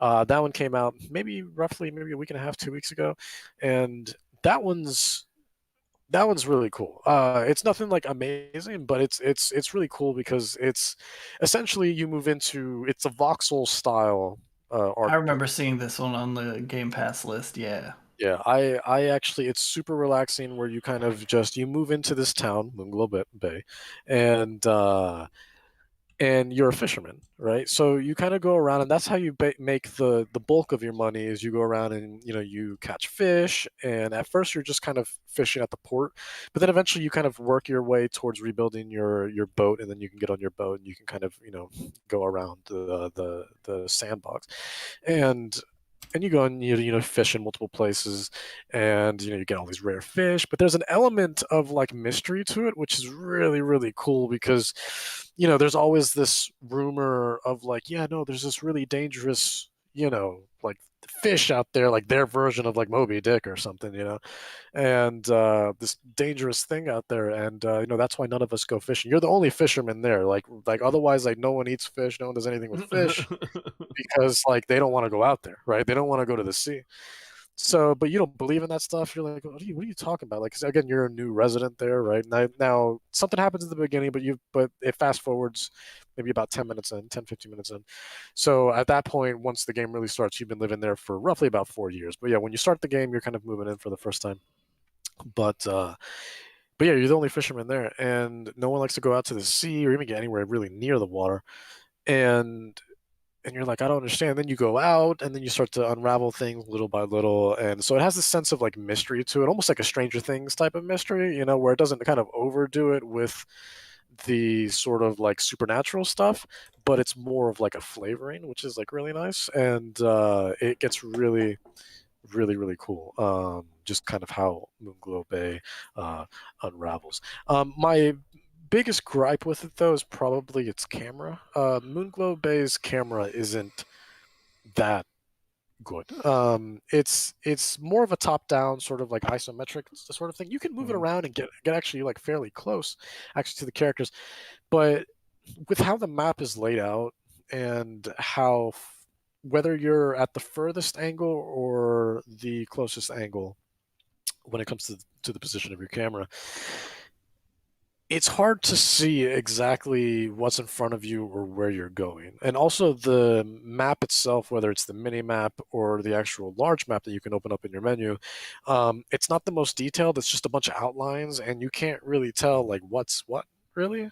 So the map is problematic, and moving around the world isn't the most comfortable. Now there's certain landmarks and stuff that once you play with it a little bit, you understand where you are, but I still feel lost a lot of the time when I'm just kind of running around, and I see myself looking at the mini map a lot because I don't really, everything just kind of blends into each other. And again, with the way the camera is, whether you're at the closest angle or the furthest angle, I don't know, everything's very sort of like flat also in terms of like tone and color. So even though it's like pretty, it's very flat at the same time. So it's kind of hard to gauge sort of three-dimensional space and where you're positioned on the map. So and going through it, you don't run the fastest either, and it's not a big map. It's fairly small, but it still like can get annoying. Kind of running around everywhere, and you run into not necessarily a lot of walls, but you run into the same place a lot of times where you don't really mean to, and you're just like, oh, I thought this was where this was. Now I got to go over here. Let me check the map really quick. Okay, it's over here. Let me go up a little bit more. Let me take a right over here. I should have taken a right here, so on and so forth. But yeah, it's very, it's one of those routine games. Nothing different that you would see from like a farming sim or something like that, right? Where it's just like, you wake up, you check your crops. There's no crops here, but that general routine stuff where you're just like, all right, wake up, start the day. Let me do this, and this. Make my money this way. Put this in the box. Make my money that way, and then sleep. Rinse and repeat for the next day. Might try a quest here. Oh, somebody wants this delivered to them. No problem. Let me take some time off. Go deliver this. So it's similar like that in terms of it's a very routine game.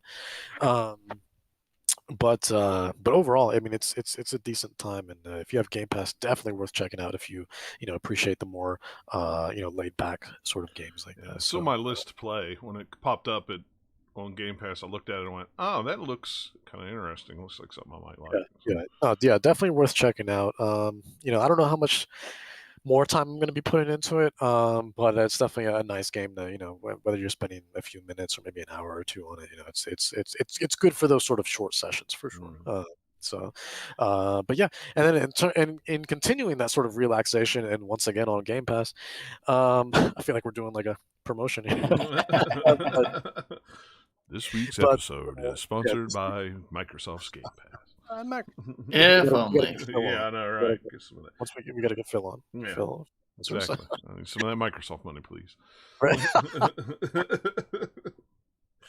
But in continuation of just kind of the more relaxing stuff, the last couple of days I've been playing a game called Omno, and this is actually published. I don't know if it's developed, but it's published by Dear Villagers, and those are the good folks that did Forgotten City pretty recently. Oh, And okay, yeah. yeah, this was actually their game before Forgotten City. So, and it's again super relaxing. Now, Omno, let me just put it this way: is when you look at it and how it plays, it's almost like a poor man's Kena, Bridge of Spirits, Okay. but like if you take away the combat also. So it's like Kena mixed with like maybe sprinkled with like a little bit of Yonder, the cloud catcher. Okay, yeah. You so but I like but yeah, the art style for it. Yeah, it It's looks really pretty. it's cool. simple Looks but it's pretty. cute. Yeah, It it's looks like it reminds me of the Pathless, but with a slightly different color palette. But as far as just kind of the way the cell shading you look to it, the way they texture things looks kind of similar to that game. yeah. And I've been having a great time with it. Now, it's not a problem. All right. Now, this is actually a perk. Now, the music in the game is fantastic. All right. However, it is so relaxing to the point where I frequently find myself like my head begins to just, nod, you know, it's so relaxing where like the music almost does itself. It's so good that it almost does itself a disservice to the game because I find myself falling asleep and I'm like, damn, but I want to keep playing, because it is a good game and Right. it's relaxing, and I'm having a great time. Very simple though. You go from level to level in a seamless sort of fashion. No loading screens, anything like that. And yeah, you go from level to level and effectively just collect these sort of orbs. It almost has like a sort of like journey-esque sort of like undertones to it as well. And yeah, you just go around and you collect these orbs, and then once you've collected all the orbs, you move on to the next level. That's really it. But you can connect with there's a bunch of like animals in each particular level, and all these different species, and you're building this sort of like journal of all the species that you meet as well. And there's a tiny bit of story. I'll be honest with you, I don't know what the hell's going on, but it's a fun time. And you see all these, everything's kind of told through hieroglyphics and stuff, so again, Mhm. similar to how Journey is. And you can run into the occasional journal, and that'll kind of give you an excerpt on from it that kind of tells you something of the past. And it's fine, it's but ultimately I think what really makes this game really good is just how pretty it is to look at. Game runs beautifully. I'm playing on Series S. Everything that I've been mentioning so far that I've been playing on Xbox, I've been playing on Xbox Series S. Mm. And it's been running really fluidly, looks fantastic. And yeah, just overall is a really, really peaceful time. So if you want something relaxing, again, that you're not going to die in, even if you fall off the map, all that's going to happen is they just respawn you immediately. Again, no loading screens. Mm. You're respawned immediately. That you see a Hmm. black screen for all of maybe half a second, because it's just kind of transitioning to you being from off the map to teleporting you right back to the checkpoint. Right. Um, but yeah, no, it's straightforward. Beautiful to kind of take in the environments and run around. Again, I'm big on environments. I think one of the things that attracts me to a certain game the most is environmental detail. And even though it has that sort of low poly aesthetic to it, it still says a lot, while kind of showing very little. So yeah, it's a really well put together game. Very simple, very relaxing. So if anyone out there, that's if you're looking for something to play on Xbox Game Pass that doesn't really require much thought, but you still feel like you're getting something done and sort of having an experience at the same time, something that's not, it's not, again, when I say it, you're not giving it much thought, I don't necessarily mean mindless either, because there's a point to it. There's Right. um there's a goal, but you do feel you feel fulfilled, when you're going from level to level. And you can always go back and check the other levels if you don't get all the, because you don't there's three, every level has three specific orbs that you have to get. And then once you get all three orbs, basically what happens is it like there's this pillar that kind of like shoots out this massive wave of energy, and then you have to figure out this puzzle. And they're usually all extremely easy. And then you just move on, and that's it. But every level is filled with much more than 3 orbs, so you can either decide to get them all or just move on, or even if not, even if you do decide to move on and not jump on it right away, you can come back. It's no big. So that's cool. Yeah, so super relaxing. And I haven't looked at the achievement list yet because I usually. I like to play a game normally first, and then afterwards, then I'll look at the achievements and be like, all right, let me see what's going on here. Let me see if I can, if I want to, complete it, get 100%.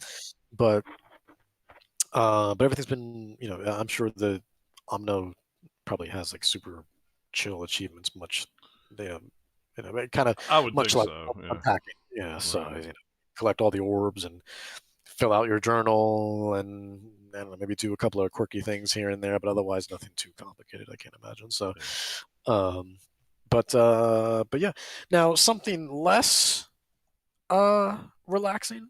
Even though it's a great time, I've been playing a lot of Mario Party Superstars with my girlfriend, and that's been a great time. I'm so happy they kind of went back to basics with that one, but it kind of makes me laugh that it took them having to remaster all the old Mario parties in order to make a good Mario Party again. Because the last couple have been absolute garbage, especially Super Mario Party, and I can't stand that game. And this one, believe it or not, I guess they heard from consumers the first time around where this one does have an online mode. Oh, So I didn't realize that. I know. Isn't that crazy? Yeah. Isn't that Nintendo went online, which is weird because they have a service called the same thing. Yeah, and you pay for it. Isn't that amazing? Yeah. Who would have That's thought? just how you get those old games. That's not. They just call it online. Yeah, Okay, fair enough. The N64 is now online. Yeah.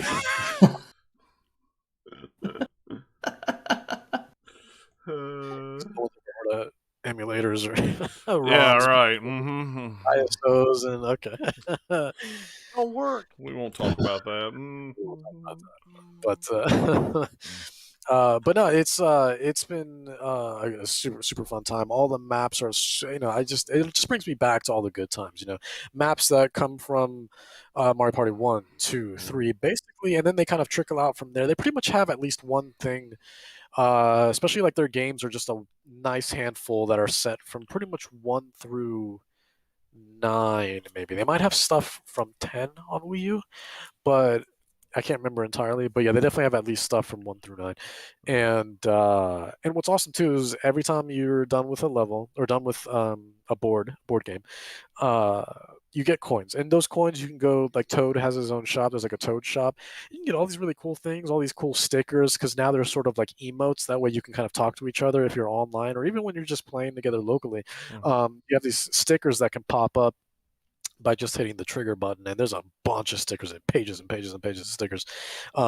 So rather than people typing in stuff like like GG or hey, there's all these cute stickers that kind of say these preset stickers that kind of have their own sort of flavor text with it as well that pop up as well. Like every character has 4 unique stickers, but then after that there's like, I don't even know, maybe 50 plus stickers that are more generalized for everybody. So stuff that's like like a Goomba being like, hey, you got it, or like a bomb that's going like, this blows. Stuff like that. So there's just cute little things like that. Then I would just have that one and would just spam it all the time. This blows, this blows, this blows. Yeah, this really. Blows. Shut up! Take that bomb away from him. But just stuff like that, where it's, like Toad being like, "Aw," or like, if you lose a game or something, and but yeah, it's a really fun, neat little addition to kind of sort of talk through the stickers that way, and it's really cool. But yeah, no, the online mode's been super cool. It's not the most stable, to no one's surprise. So. Which is kind of sad because you wouldn't think that online mode for Mario Party would be that difficult. Yeah, exactly. Like, I don't need like a super super high like tick rate for this thing. You know what I mean? This Like, isn't Mortal Kombat. Come on. Right. You had me that close to going, oh, well, maybe I'll buy that. Oh, the online doesn't work well? Yeah, Never it's not like mind. Forget it. I'm out. like it's Mario Party. Like we're not over here asking for rollback netcode. Well, yeah, and Yeah. it's not like it's a heavy graphic. I can't. I don't know. Well, I mean, that has nothing to do with the Yeah. online anyway. It could be the prettiest graphics in anything, and that shouldn't matter to what the I know. netcode for Shouldn't. Mario Party would be. Yeah, That's, but it is what it is. But no, yeah, we've been having a fantastic time with it. Been playing through all the boards, and I wish they had more characters. There's only like, I think there's probably 10, like only like 8, 9, 10 at the moment. So there's not much to choose from. You have, you have your staples. You have Mario, Luigi, Peach, and then there's Donkey Kong, Rosalina, Yoshi. I don't even think you can play as Toad, which is unfortunate. I'm trying to think of who else. There's definitely a few others. Daisy, of course, and Waluigi and Wario, and but yeah, there's not much really outside of that. That's pretty much the gist of it. Maybe Koopa. Can you play as Koopa? I can't remember. Maybe you might be able to play as one of the Koopa Troopers. But yeah, overall that's basically it. So the roster list is much smaller than some of the later Mario parties, but they got the staples on there, and but overall it's a great time. The game is beautiful, and it's awesome to see all those great nostalgic maps and mini games sort of be not just remastered but remade, really, because everything looks like it's been made from scratch. And but yeah, no, it's a fantastic time. And it does have that sort of replayability to it as well, again, because of, you want to unlock all the stuff, and you have like really cool, you can make like profile cards. So you can set up like, your favorite character. You can show people your favorite map, your favorite Mario Party game throughout the Mario Party history and line of titles, your favorite mini game. You can kind of, yeah, it just kind of, this is a nice little sort of like ID that kind of like goes around for, either other people that you play with or people online, where they can just look at your profile card and just be like, oh, so I guess they really like that, and you kind of customize it to your liking. It's really cool. So but yeah, Mario Party Superstars, it's a solid game, and I'm really happy to kind of see it, uh, have a return to form, because once again, Super Mario Party was absolute garbage, and so was Mario Party 10 before that with the cart, where everybody was on a cart. Like, yeah. I don't know what that was, but I tell you what's not what it's not. It's not Mario Party. So yeah, but yeah, then after that, we were talking about the Halo Infinite multiplayer, playing a little bit of that. We pretty much talked about the gist of it, so I won't spend too much on that. Yeah, my biggest problem is just battle pass progression and how it works. But again, it is nice that number one, it does not expire, and and you can keep going back to it and try to unlock, as at your leisure. So it's super fun to play. The gunplay feels fantastic.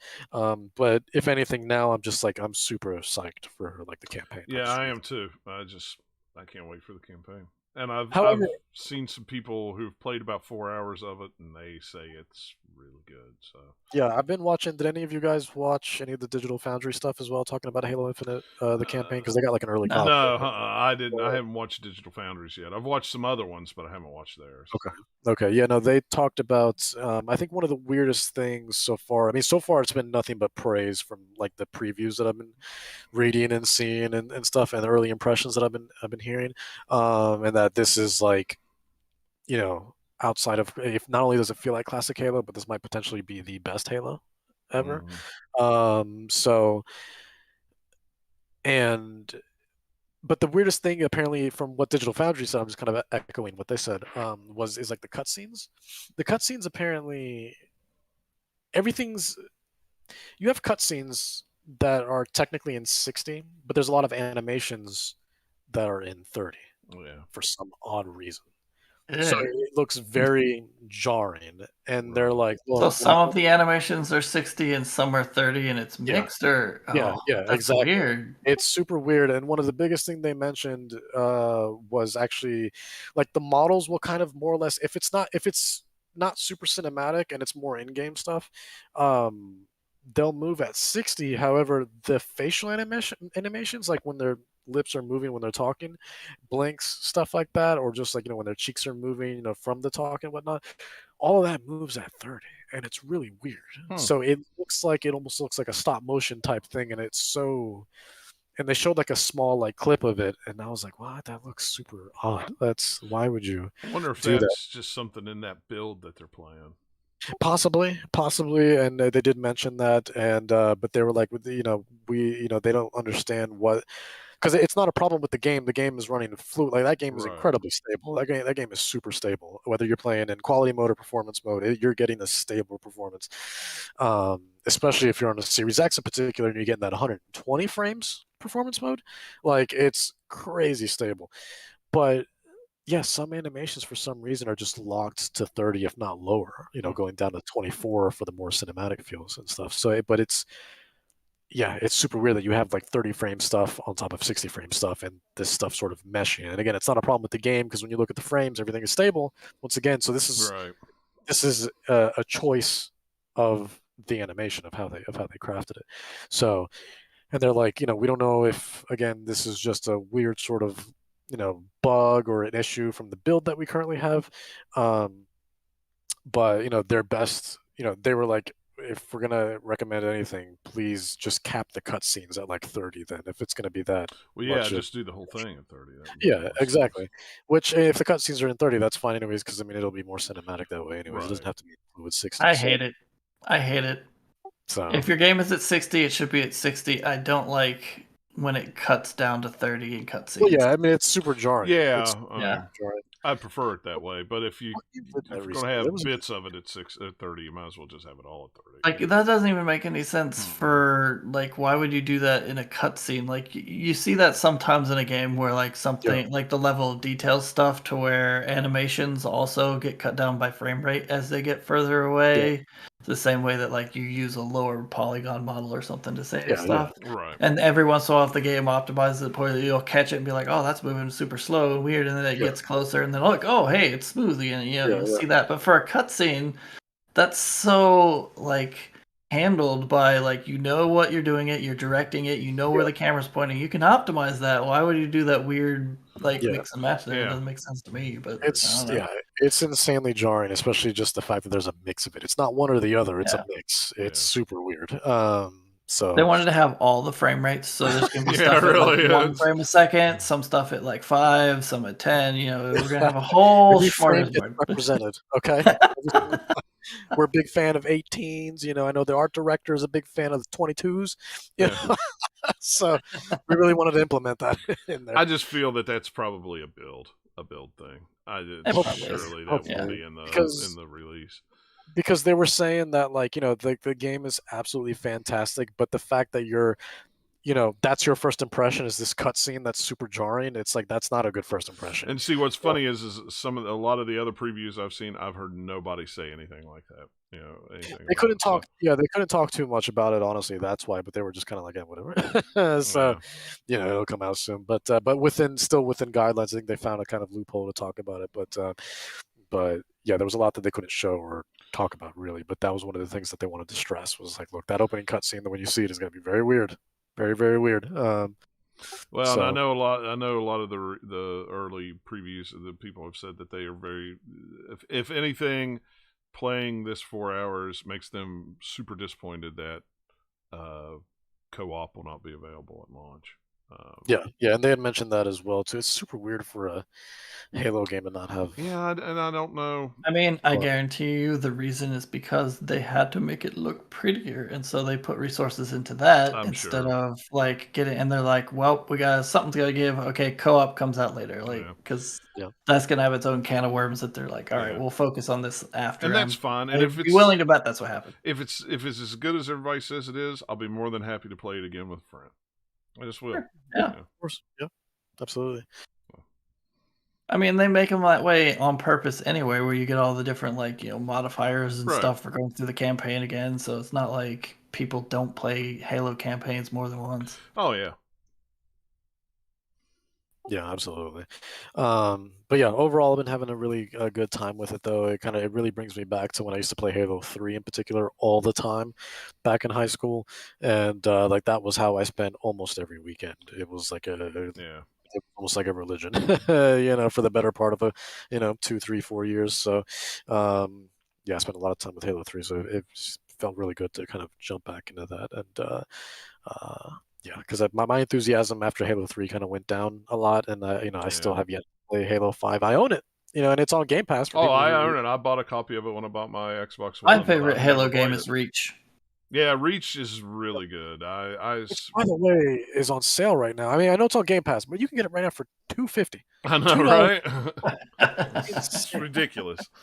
That is insane. But yeah, that and like ODST is $5. It might be the other way around, but either way, stupid cheap. Just buy the Stupid Master cheap. Chief Right. collection. Just Yeah, buy just it. buy the Master Chief. Yeah, it's $20 20 gives you bucks, you everything. got them all. Yeah, Or It's play like, on Game Pass. yeah, or or play yeah, on Game or, Pass, yeah, or whatever. get it via Xbox I have Game the Pass. Master Chief collection too, so it's like I have physical copies of them. This was before Game Pass, but I got a Yeah, copy of Halo 5. Never played it. It's like yeah. it was $5, okay, or however much it was. I don't even remember. Yeah. I didn't pay much I for got it.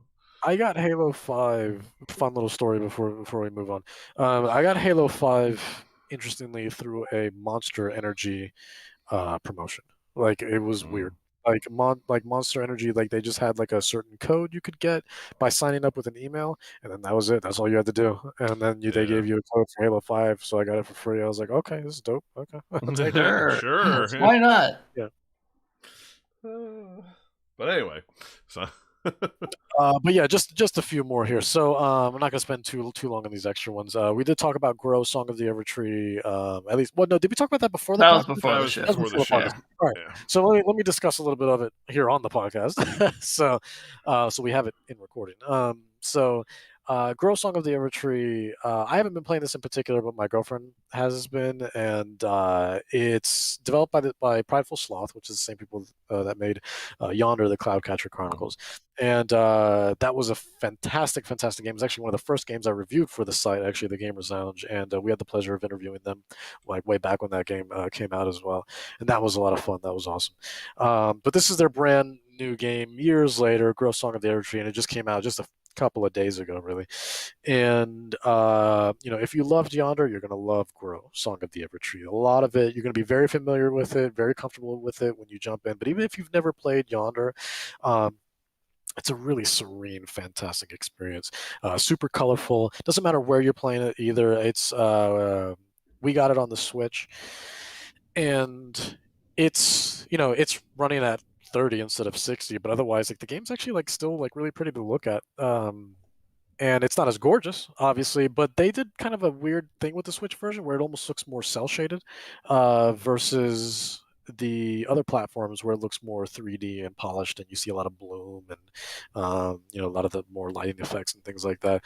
It looks more, I guess, robust, if you will, more radiant. But the Switch version still like looks and plays really great. And once again, super relaxing experience, and that's what I've been into is just the more relaxing stuff. So, super relaxing experience that I highly recommend to anybody who's looking for that sort of experience at the moment. It's only $30 also if you want a physical copy, but the physical copy doesn't come out until February of next year. But the digital copy is available now, which you can get for $24.99. Available on all platforms, so pick your poison. And yeah, no, I can't recommend it enough. If you loved Yonder, you're gonna love Grow Song of the Evertree. It's more or less not necessarily the same thing, but mechanically it feels it feels very similar. So. And it's been an absolute joy to go through. The music's great. The characters are awesome, and the world is beautiful. And yeah, basically you're just trying to revive this dying tree that's been kind of overrun by this corruption, essentially.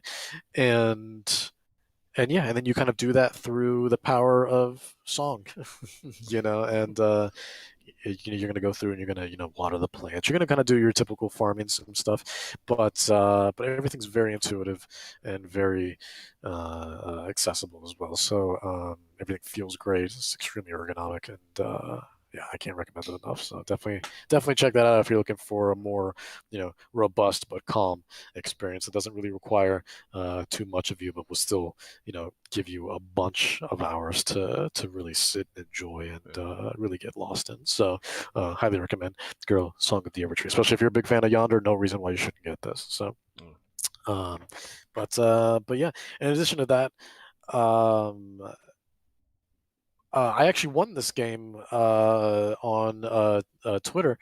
This one's called Pups and Purrs Animal Hospital. Now, we all love animals, right? So I love dogs and cats.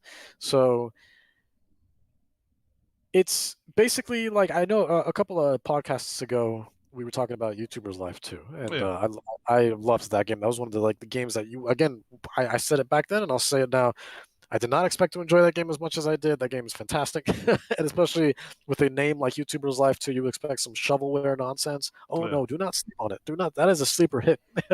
That game's awesome, and this is another one of those where it's definitely not to that scale. That definitely not near as detailed or in depth as YouTuber's Life too. But the we were talking about this before the podcast also, where I didn't realize the eShop. You're gonna look at it in the eShop, and it's probably like this on other platforms too. That cover art that Nathaniel had brought up, he had mentioned this. He noticed this. It's terrible. It's just like, here's this real life photo of like a cat and a dog.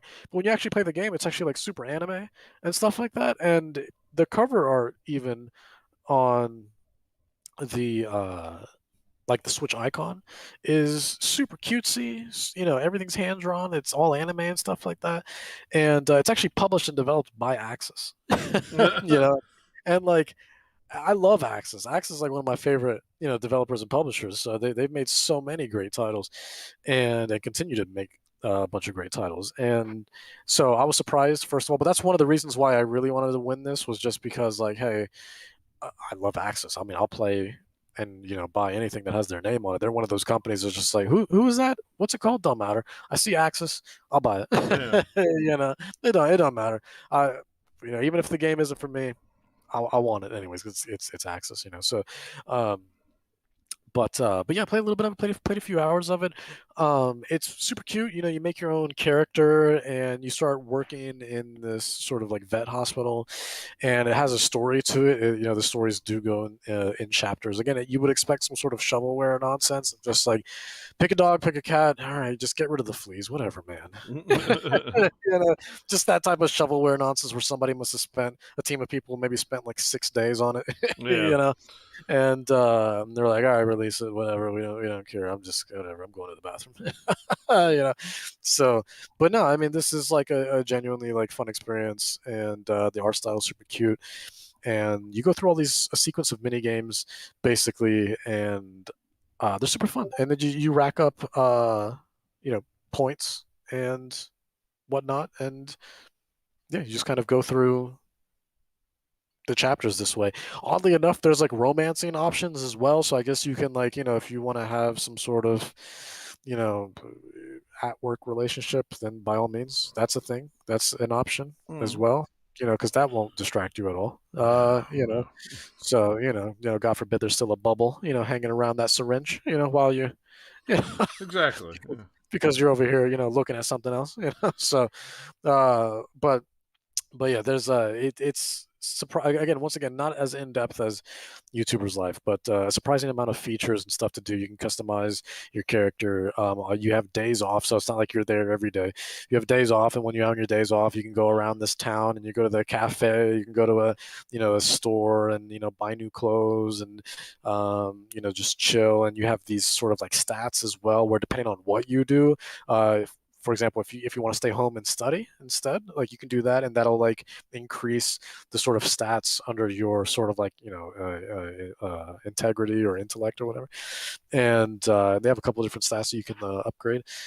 But yeah, And so yeah, I've been playing that one as well. And that's a fun one. And yeah, I won that one through a Twitter contest. But that's been like a surprising amount of fun. Again, I put a couple hours into it. I was only expecting to put a couple of minutes, you know. Yeah. But once I found out it was, Axis, I was a little more forgiving, and I've been having a surprisingly good time. Because usually you see those types of games, and there's a bunch of. This isn't the only game, God knows. Yeah, You go yeah. to the The shop. little shovelware stuff that Oh you my don't know. God, and all the stuff, like all the stuff with like dogs and cats and Mhm. babies and horses and stuff like that. I don't know, it's ridiculous, you know. Baby horse cat babies. Yeah, baby, Yeah.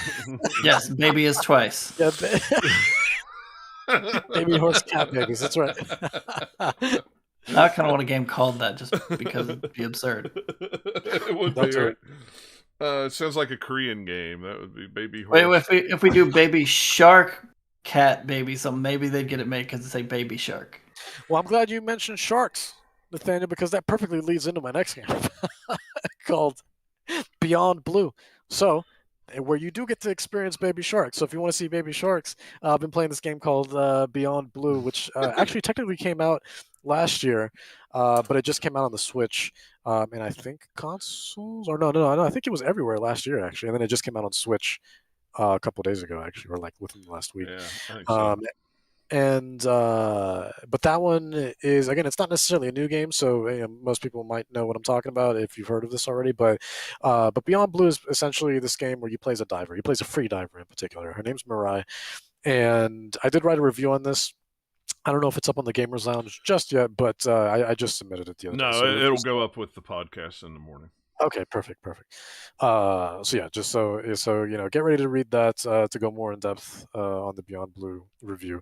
But yeah, no, it's a super relaxing game once again, and there's not much to it though. Admittedly, you just kind of go around and you experience the deep blue with all this sea life, and you scan them because you're essentially studying these the sea life, and but you're also trying to do streams as well. Now, you yourself aren't doing the streams; it's all just part of the narrative, so you don't have to control or set up a camera or anything like that. But you do go around and you just scan a bunch of fish. Really, I mean, I know it sounds boring, but I promise, like once you play it, like it's beautiful to look at, it's beautiful to go through, and there's a photo mode to really get up close with a lot of the fish and the sea mammals and stuff like that. So it's really cool. It's really cool, super relaxing, especially if you're a big fan of stuff like Planet Earth or what was the other one, like Blue Planet. Yeah, All that the one. yeah, stuff like that. All of those like sort of like BBC shows that kind of dive into you know those sort of things in a sort of documentary-esque um, presentation. It's awesome. If you enjoy that, I think you're going to enjoy Beyond Blue a lot because it's honestly super like educational also. Because not only do they talk about a lot of the stuff that you scan when you're sort of when you're swimming around, but there's a part of the menu called like the Ocean Archives or something like that, Mm. and actually depending on what you scan, everything has a small little like 2 to 3 minute video that's like this awesome sort of interview with real life divers and marine biologists and stuff like that uh, that kind of talk about their experiences underwater and the beauty of the deep blue sea, and what we've seen, what we haven't seen, how much is unexplored. And it's super interesting again. So if you're a fan of all that stuff from National Geographic or BBC, and I know like Netflix has a bunch of their own now, or stuff like Discovery Plus and things like that, you're gonna love Beyond Blue, because not only is it just a super relaxing game to kind of swim around in, but just being able to have that as well is like a big perk, at least for me personally. Like I Mm. loved watching what I haven't watched. I haven't watched all of them, but I've watched a few, and they've been like super interesting, and like just to kind of really get a better idea of certain species and just what that career is like, and what life is like as a diver, and just close calls and the natural habitat of certain fish and things like that too. So super interesting. Said super awesome to see. So. But yeah, and then lastly, this game just came out last Friday. Been playing Pokemon Brilliant Diamond. I Lies. That game came out 3 decades ago and has stayed the same forever. Pokemon Diamond. Brilliant Diamond. See, now they went to school, Nathaniel, so they became brilliant. All right, so about it is still pretty much the same game that came out because I've been playing it too. So yeah. I mean, it is effectively the same thing. It's kind of HD version of Diamond. I mean, Which honestly, I appreciate because honestly, I'm having a much better time with this than I did with Sword and Shield, anyways. Yeah, I am too. But Sword and Shield, and I think it's because it's more of a comfort. I mean, it's just the Pokemon. If you've played any Pokemon game on GBA or the DS, this is it. It's exactly the same.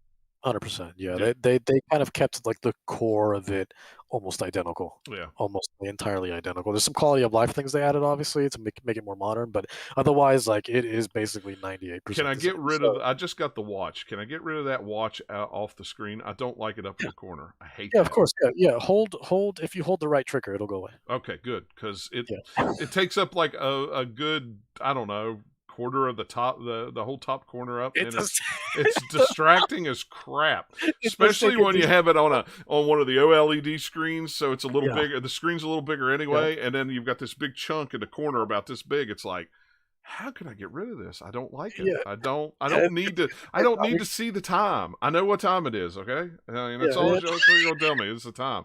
It's like, oh my gosh.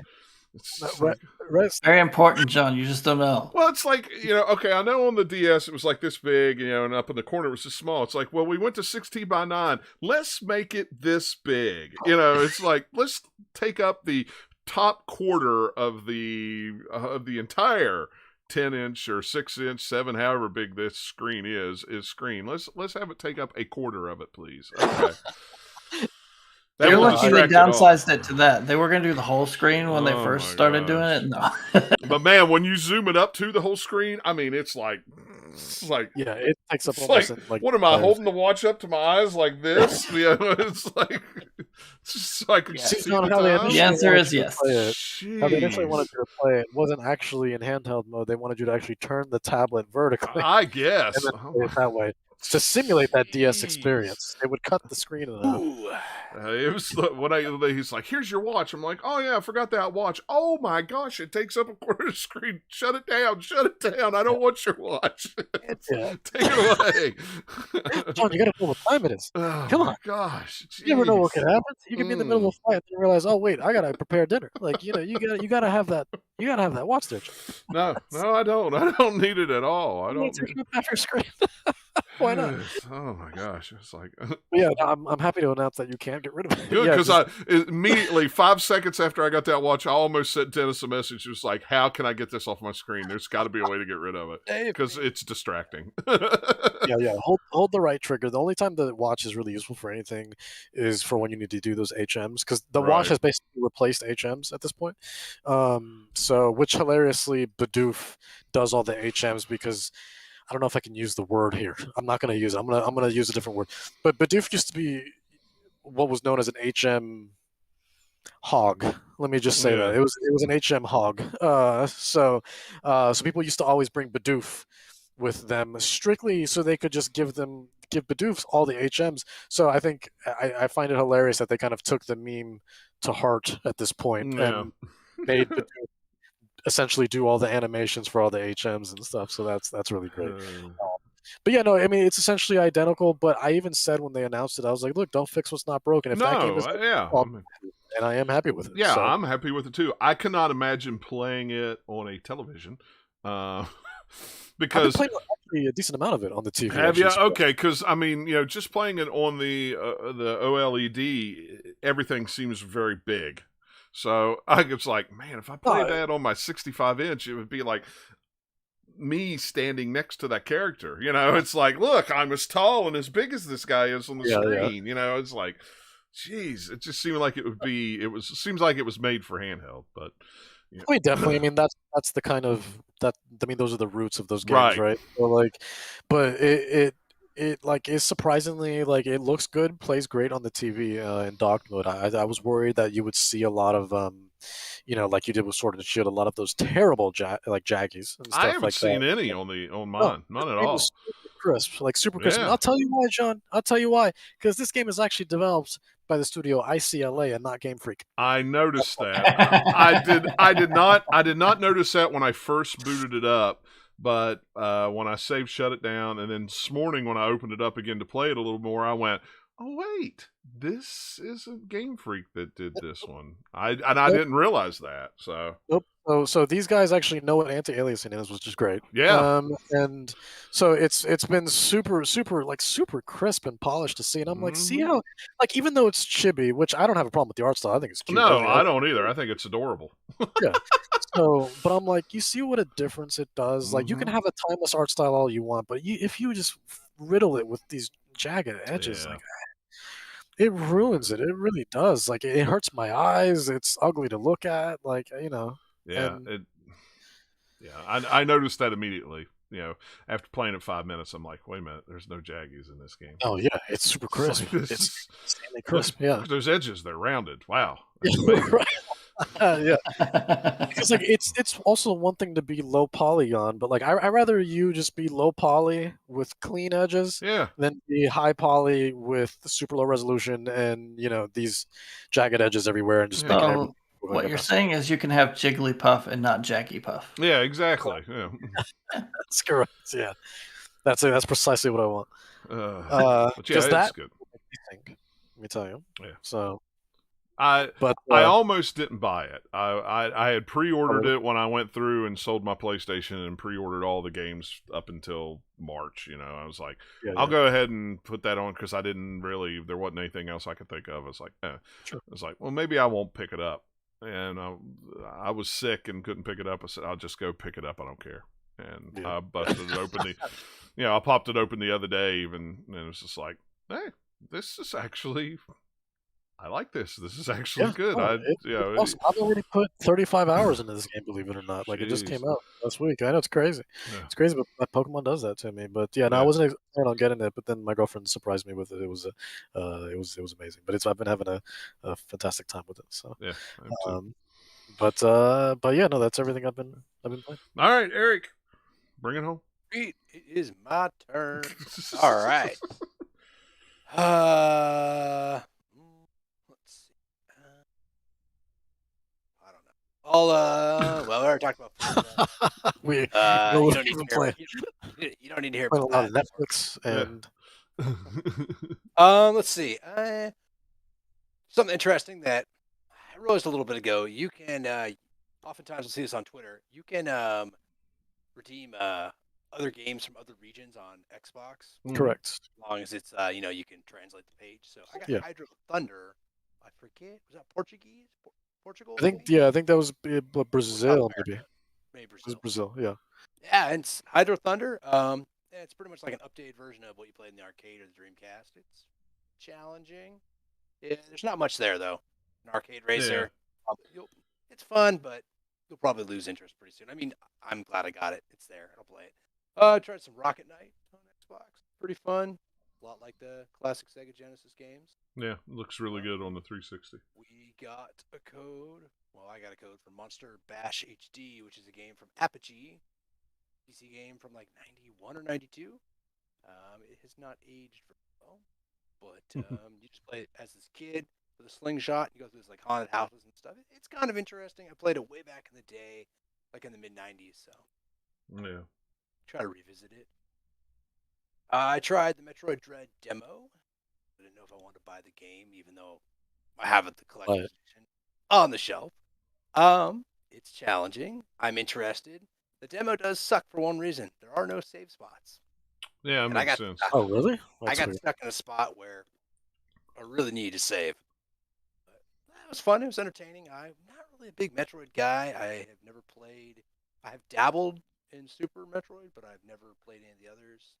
I like 2D Metroidvania stuff, but I can never seem to stay hooked, finish. Although, speaking of Metroidvania, really like Castlevania Symphony of the Night. I bought that on PS4, and occasionally I'll pick that up and play it. I don't know why, something about that game. But so you would think that I'd like Metroid. Yeah, not too much. The only other interesting things is I played more on my Oculus. I bought Vader Immortal, played a little bit of that. That's pretty fun. You can play that in a set area, or you can play it where you can move around a lot. It's easier to play in the set area. You just have to turn your body around. That's pretty fun. Didn't make me sick or anything. Nothing deflecting stuff. Yeah. Fighting with her lightsaber. It's pretty good. I was going to buy it for PlayStation VR for my buddy, but never got around to it. And so it's a way for me to play it. I got it on sale for $15. Yeah, that's how much it was today. It was about $15. Yeah, roughly. I really was hoping that Beat Saber or Super Hot or Pistol Whip were on sale. I think Pistol Whip is, but maybe Super Hot. Pistol Whip is, and Super Hot is, I think. I know Pistol Whip is, but Beat Saber's not. Beat Saber's not on sale. My wife's like, we gotta get that. I'm like, okay, gonna wait. Hopefully it gets on sale. I think it's $30. Yeah, it's $30. Where Beat Saber gets you is it's $30 for the base game, and then you got all those different songs and stuff. And some of the packs cost $10. Some of them cost $20. It's like, holy fright! Really good. And there's a ton of them. It's like, yeah, they've made some bank on that game. I did go see the new James Bond movie this weekend. Well, actually, that's a good game because I didn't have to work. But the thing is, I saw a Beat Saber arcade machine. I'd never seen one before. Yeah, I've heard of them. I've never seen one. I almost rented because you can rent it on Voodoo or I think everybody you can rent the James Bond game digitally right now. So yeah, on Xbox, I can rent it on Xbox. So. Hey, if we're doing this, then we can start talking about arcade, which is actually video game related. Yeah. Good. I also had a Target Terror machine too, which I played for a little bit before I saw the movie. And I played the only Oculus game I spent a lot of time with is VR Blast. It's a free one. It's a lot like Tetris, just shooting the squares and stuff. It's really easy to play. You don't have to move around. It won't make you sick. So far, I want to try Resident Evil 4 and The Walking Dead Saints and Sinners to see if that will make me ill. I mean, I'd pretty good luck with Saints and Sinners was on sale for the deal of the day today. Well, it was. I don't know if the deal of the day is over or not. But Resident Evil games on VR, no thank you. I will pass. God, why are you vomiting inside your headset? Not only that, I don't play horror games anyway. So I'm looking through the games and I'm like, oh, that's a horror game. Oh, no, thank you. That's the quickest way to break your headset. Yeah, what's the quickest way? Something jumps out at you in game and it flies off your head and gets set this headset down and never put it again. Yep, that'll be it. Saints and Sinners is on sale, but it's also $28 on sale. Normally $40. Yeah. Now, what gig headset did you get? 256 gigabyte. Yeah, that's one I have too. So, and I mean, all the games I bought today, it's like it's not even hardly taking up anything. Also, it's ridiculous. Yeah, I mean, if I was gonna buy it, I won mine. But if I had bought it, I probably would have gotten. I wouldn't have gotten the 64 gigabyte because I had seen people on Cheap Ass Gamer complain that some of the larger it can fill up pretty. Yeah, well, if you wanted to play the new Medal of Honor game, it's 42 gigs. That's hefty. You have to delete everything off of it just to download it because you don't have enough room to download the game and then install it. So it's like if you'd got a 64 gig, it's like, well, nah. But yeah, it is a lot of fun. My wife is interested in it. We've only played it a little bit before this, but before for Black Friday, I decided to play some more of it. She's definitely interested, and she enjoyed the stuff. She never tried the PlayStation VR. Yeah, Nikki had tried the PlayStation VR, but she's not a big fan of all the wires and everything like that. But she really likes the Oculus. So, I mean, for the most part, there's a handful of games that were on PlayStation VR that aren't. Well, it's more than a handful. There's probably plenty, but several of the big name games like Moss, it's on Oculus and stuff like that. I mean, they missed out on Blood and Truth and some of the other cool like Operation Warcade and some of the other cool shooting games. But that is on Oculus. You have to I found out the company it's not the full game's not on there. It's just a demo of it right now. But the company that makes it, I'll have to send you the link. I had to find it. It was in a weird place. The Oculus store Yeah. App Lab. Got it.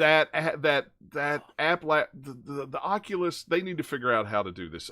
Their store is a shambled mess, because like you try to search for a game or a demo, like actually type the word in, and it's not there. Especially if it's something like in that lab thing, it's like they don't pop up. Yeah, so I think the lab is like experimental or in development. $15. Oh man, I might have to buy Operation. Yeah, it's one of my favorite PlayStation VR games, and they have several games that they make on Oculus that they don't make on PlayStation. There's a 2049 side scroller game that's in VR. The thing was friggin' awesome. I was on PlayStation? No, it's on Oculus. It's made by the same company that does the Operation, or I forget what it's called. I'll have to look it up. But yeah, send me a link.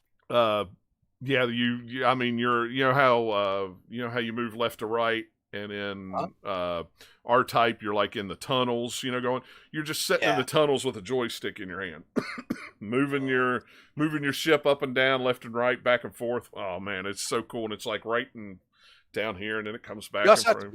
It's also interesting too when you're searching for stuff in the Oculus store. You got to watch what you're searching for, because some of the stuff only works on the Rift, not the Quest. I ran that a couple times yesterday. Well, and I just used the app, and you stay in that, Quest 2 or whatever. But yeah, I have to look, because I can't remember the name of it, and I found it, but yeah, you'll let me know. I was thinking about like PlayStation VR. The one game I was gonna buy an import was that Magic game. Did you ever get that, John? Which Magic game? Was it the one from the UK where you're like casting spells with your hands? The Wizard. Yeah. Yeah, and it's available on Oculus as well. There's actually 2 versions of it available on Oculus. And only one is available on PlayStation. So, yeah, I have a ton of physical VR games. In fact, I own more physical PSVR games than I own regular PS4 games. No, mine is I got rid of mine. I decided once I got the Oculus that I'd much rather use that, because I almost did. I almost thought about doing that when I got the Oculus, but depending on what the PS5 VR is going to be like, it's like, well, and those will all be backwards compatible, so it's like, well, maybe I'll hang on to it, because maybe I'll end up getting a PSVR 2 or whatever. I'm sure you will. So, depending on how much it is, and if it's wireless, it's going to have to be wireless. If it ain't wireless, I'm not interested. It's going to have the wires. You're going to be like, come on, didn't you do anything last time? I'm not going to do it. If it's got wires on it and I got to have that stupid camera, I'm out. Not after the Oculus. I mean, Sony will have to really step it up if they're going to, And I think that, like, we talked a little bit before the show, but I like the PSVR. I thought it was a great system. Yeah. It had a lot of fun stuff. It took a lot of, it made there's always free stuff, on PlayStation Plus. It was a good system. Definitely a decent entry-level system that was pretty easy to pick up. Yeah. Minus all the games. I mean, for $150 you can find them used, and games online were easy. If you're a physical game person, some of them were kind of hard to find, but but yeah, I'll have to find that game. So, we're running really late, but I'll just go ahead and ramble off some of the news real quick. Steam Deck delayed, big deal. We knew that. Yay, more stuff in February. Yeah, more stuff. Mine still says second quarter. Mine doesn't even say February, so we'll see. The one that I was really that really got me was the Take-Two Interactive canceled the Hangar 13 game. What even is that? I don't even know what that is. It was some game that was rumored that we never really got anything about it, and it was been in development for years, and they sunk like $53 million into it, and then they finally canceled it. It's like so Hangar 13 is the studio then. Yeah, Hangar 13 is the studio. Okay. And they didn't lay off. I still don't know who they are, but that makes more sense. I'm trying to think. They did the Mafia games. The Mafia games. I was trying to remember what games they did. It wasn't Mafia 4 that was the game they canceled, but Hangar 13's, that's what they're most known for. But nobody knew what it was just they sunk $53 million and went, nah, we canceled it. So I mean, looking at what they've done with the Mafia games, you can imagine they're trying to do something as detailed and crazy as that, and it's just not working, and then they finally got the plug pulled on them, possibly. Who knows? Who knows?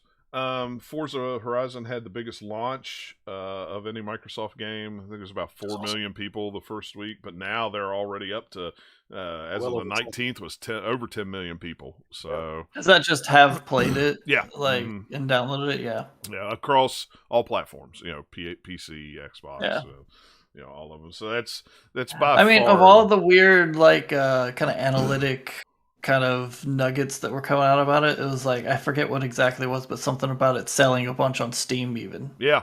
Which is kind of funny. It's just like, all right, sure. And it's in the top 10, I believe, if I'm not mistaken.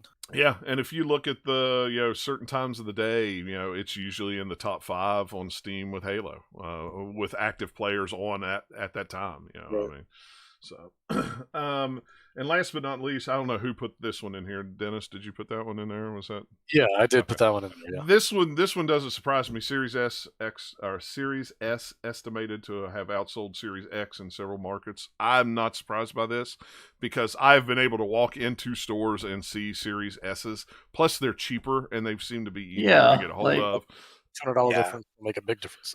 Well, and that's just like some markets are that way in general, where like for other things like cell phones, the big expensive cell phones that might sell a ton here in America, like iPhones or something like that, it's more outdated or less tech phones that are cheaper that sell well in certain other markets, depending on where you're at. There's lots of places like that in the world where it's like, hey, we get this because it's cheap, and they can make them there, or it's easier because they maybe some place that importing technology is difficult, so they have other things. There's all sorts of factors that go into it. So this doesn't surprise me at all either. Yeah. Plus, it's just been easier to get. I mean, this Series X's I have not seen, which is weird. I don't know how that is necessarily, or if it's just that around here we see them because people don't want the Series S as much around here as they want the X, and they're holding out for the X.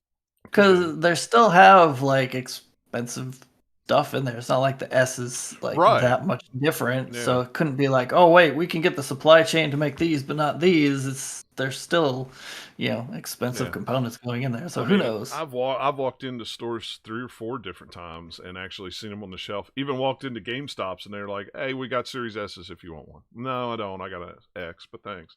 When was the last time you saw X's come in? Oh, we haven't seen any in months. We never had any. Sorry. Yeah. We're GameStop. It's like, I think GameStop's had yesterday. This is the craziest thing. They opened at 5:00 yesterday, and stores had PS5s in stock, in bundles, but you didn't have to buy the bundles. You could buy them without the bundles. And the Series X's, they had them in hand in store. Our store, when Nikki went over to pick up my Diamond, he told her that they would have Series X's and PS5s. They were going to post in the window how many they had, so if people were standing in line, you could go 1, 2, 3, 4, 5, and say, okay, well, there's 10 people in line. They have 12 consoles. I'll get to the back of the line.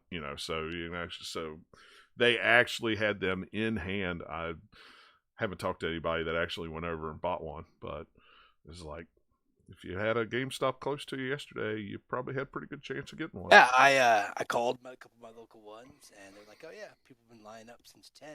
We had 10 in stock, and there's 30 people in line. Yep. And I'm like, all right, I don't want to stay cold for 6 hours. No, and that's where GameStop needs to tell people to go away.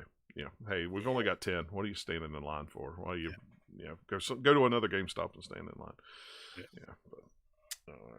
But I'm not surprised by the Series S outselling the X. I think it's just because they just haven't had any, and I don't know why. I mean, I don't know why they've had so many more S's produced than X's, unless the X's. I don't know that that's the case. I think it's more that certain the way this is worded is key markets. It just means that the S would have sold well there regardless. Yeah. So I don't think it's because there aren't X's and there are S's. It's just that market is more like, hey, we would buy this device over that device, even if we had 50 of them in every store of each to buy. I gotta get my external hard drive hooked up because I have filled up everything, and I need to hook that No, 4 terabyte I got up. No, mine stays hooked up all the time, and games that I'm not playing at the moment are over on it, and everything else, what games that I'm going to want to play immediately are on the internal. On the internal.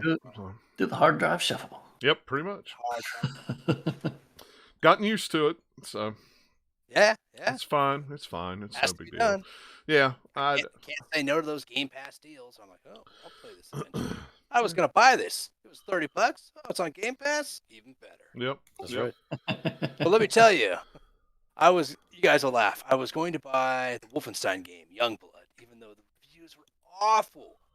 I like that game. I don't care what people say. I played it on Game Pass. It's not bad, but at the same time, I'm like, ooh. Yeah. I think it'd be more I fun. have no interest in it. It looked terrible as far as like the AI what is I awful. want. The AI is terrible. Go up. It was not what I want from those games, so I didn't even bother trying to play it. I didn't either. It's definitely a step away. Yeah, they tried something different. Wasn't for me. So go up. So anything else before we call it a show? No. So. Okay. Like I say, always follow us on Twitter at GL_podcast. We will probably at least do one more show before the end of the year. Maybe 2. We'll see how it goes with... we may do one the week between Christmas and New Year, but we'll... Yeah, it's like December's always difficult to figure out. Yeah, we'll figure it out. But follow us on Twitter. You'll know a couple of hours before we go live if you want to come hang out with us. If not, like I say, if you have the podcatcher, you'll get it whenever I upload it, usually the next day. So, all right, guys. Well, we're going to call this one a show. Thanks a lot for hanging out with us and listening, and we will catch you guys next time. Take care. See you later.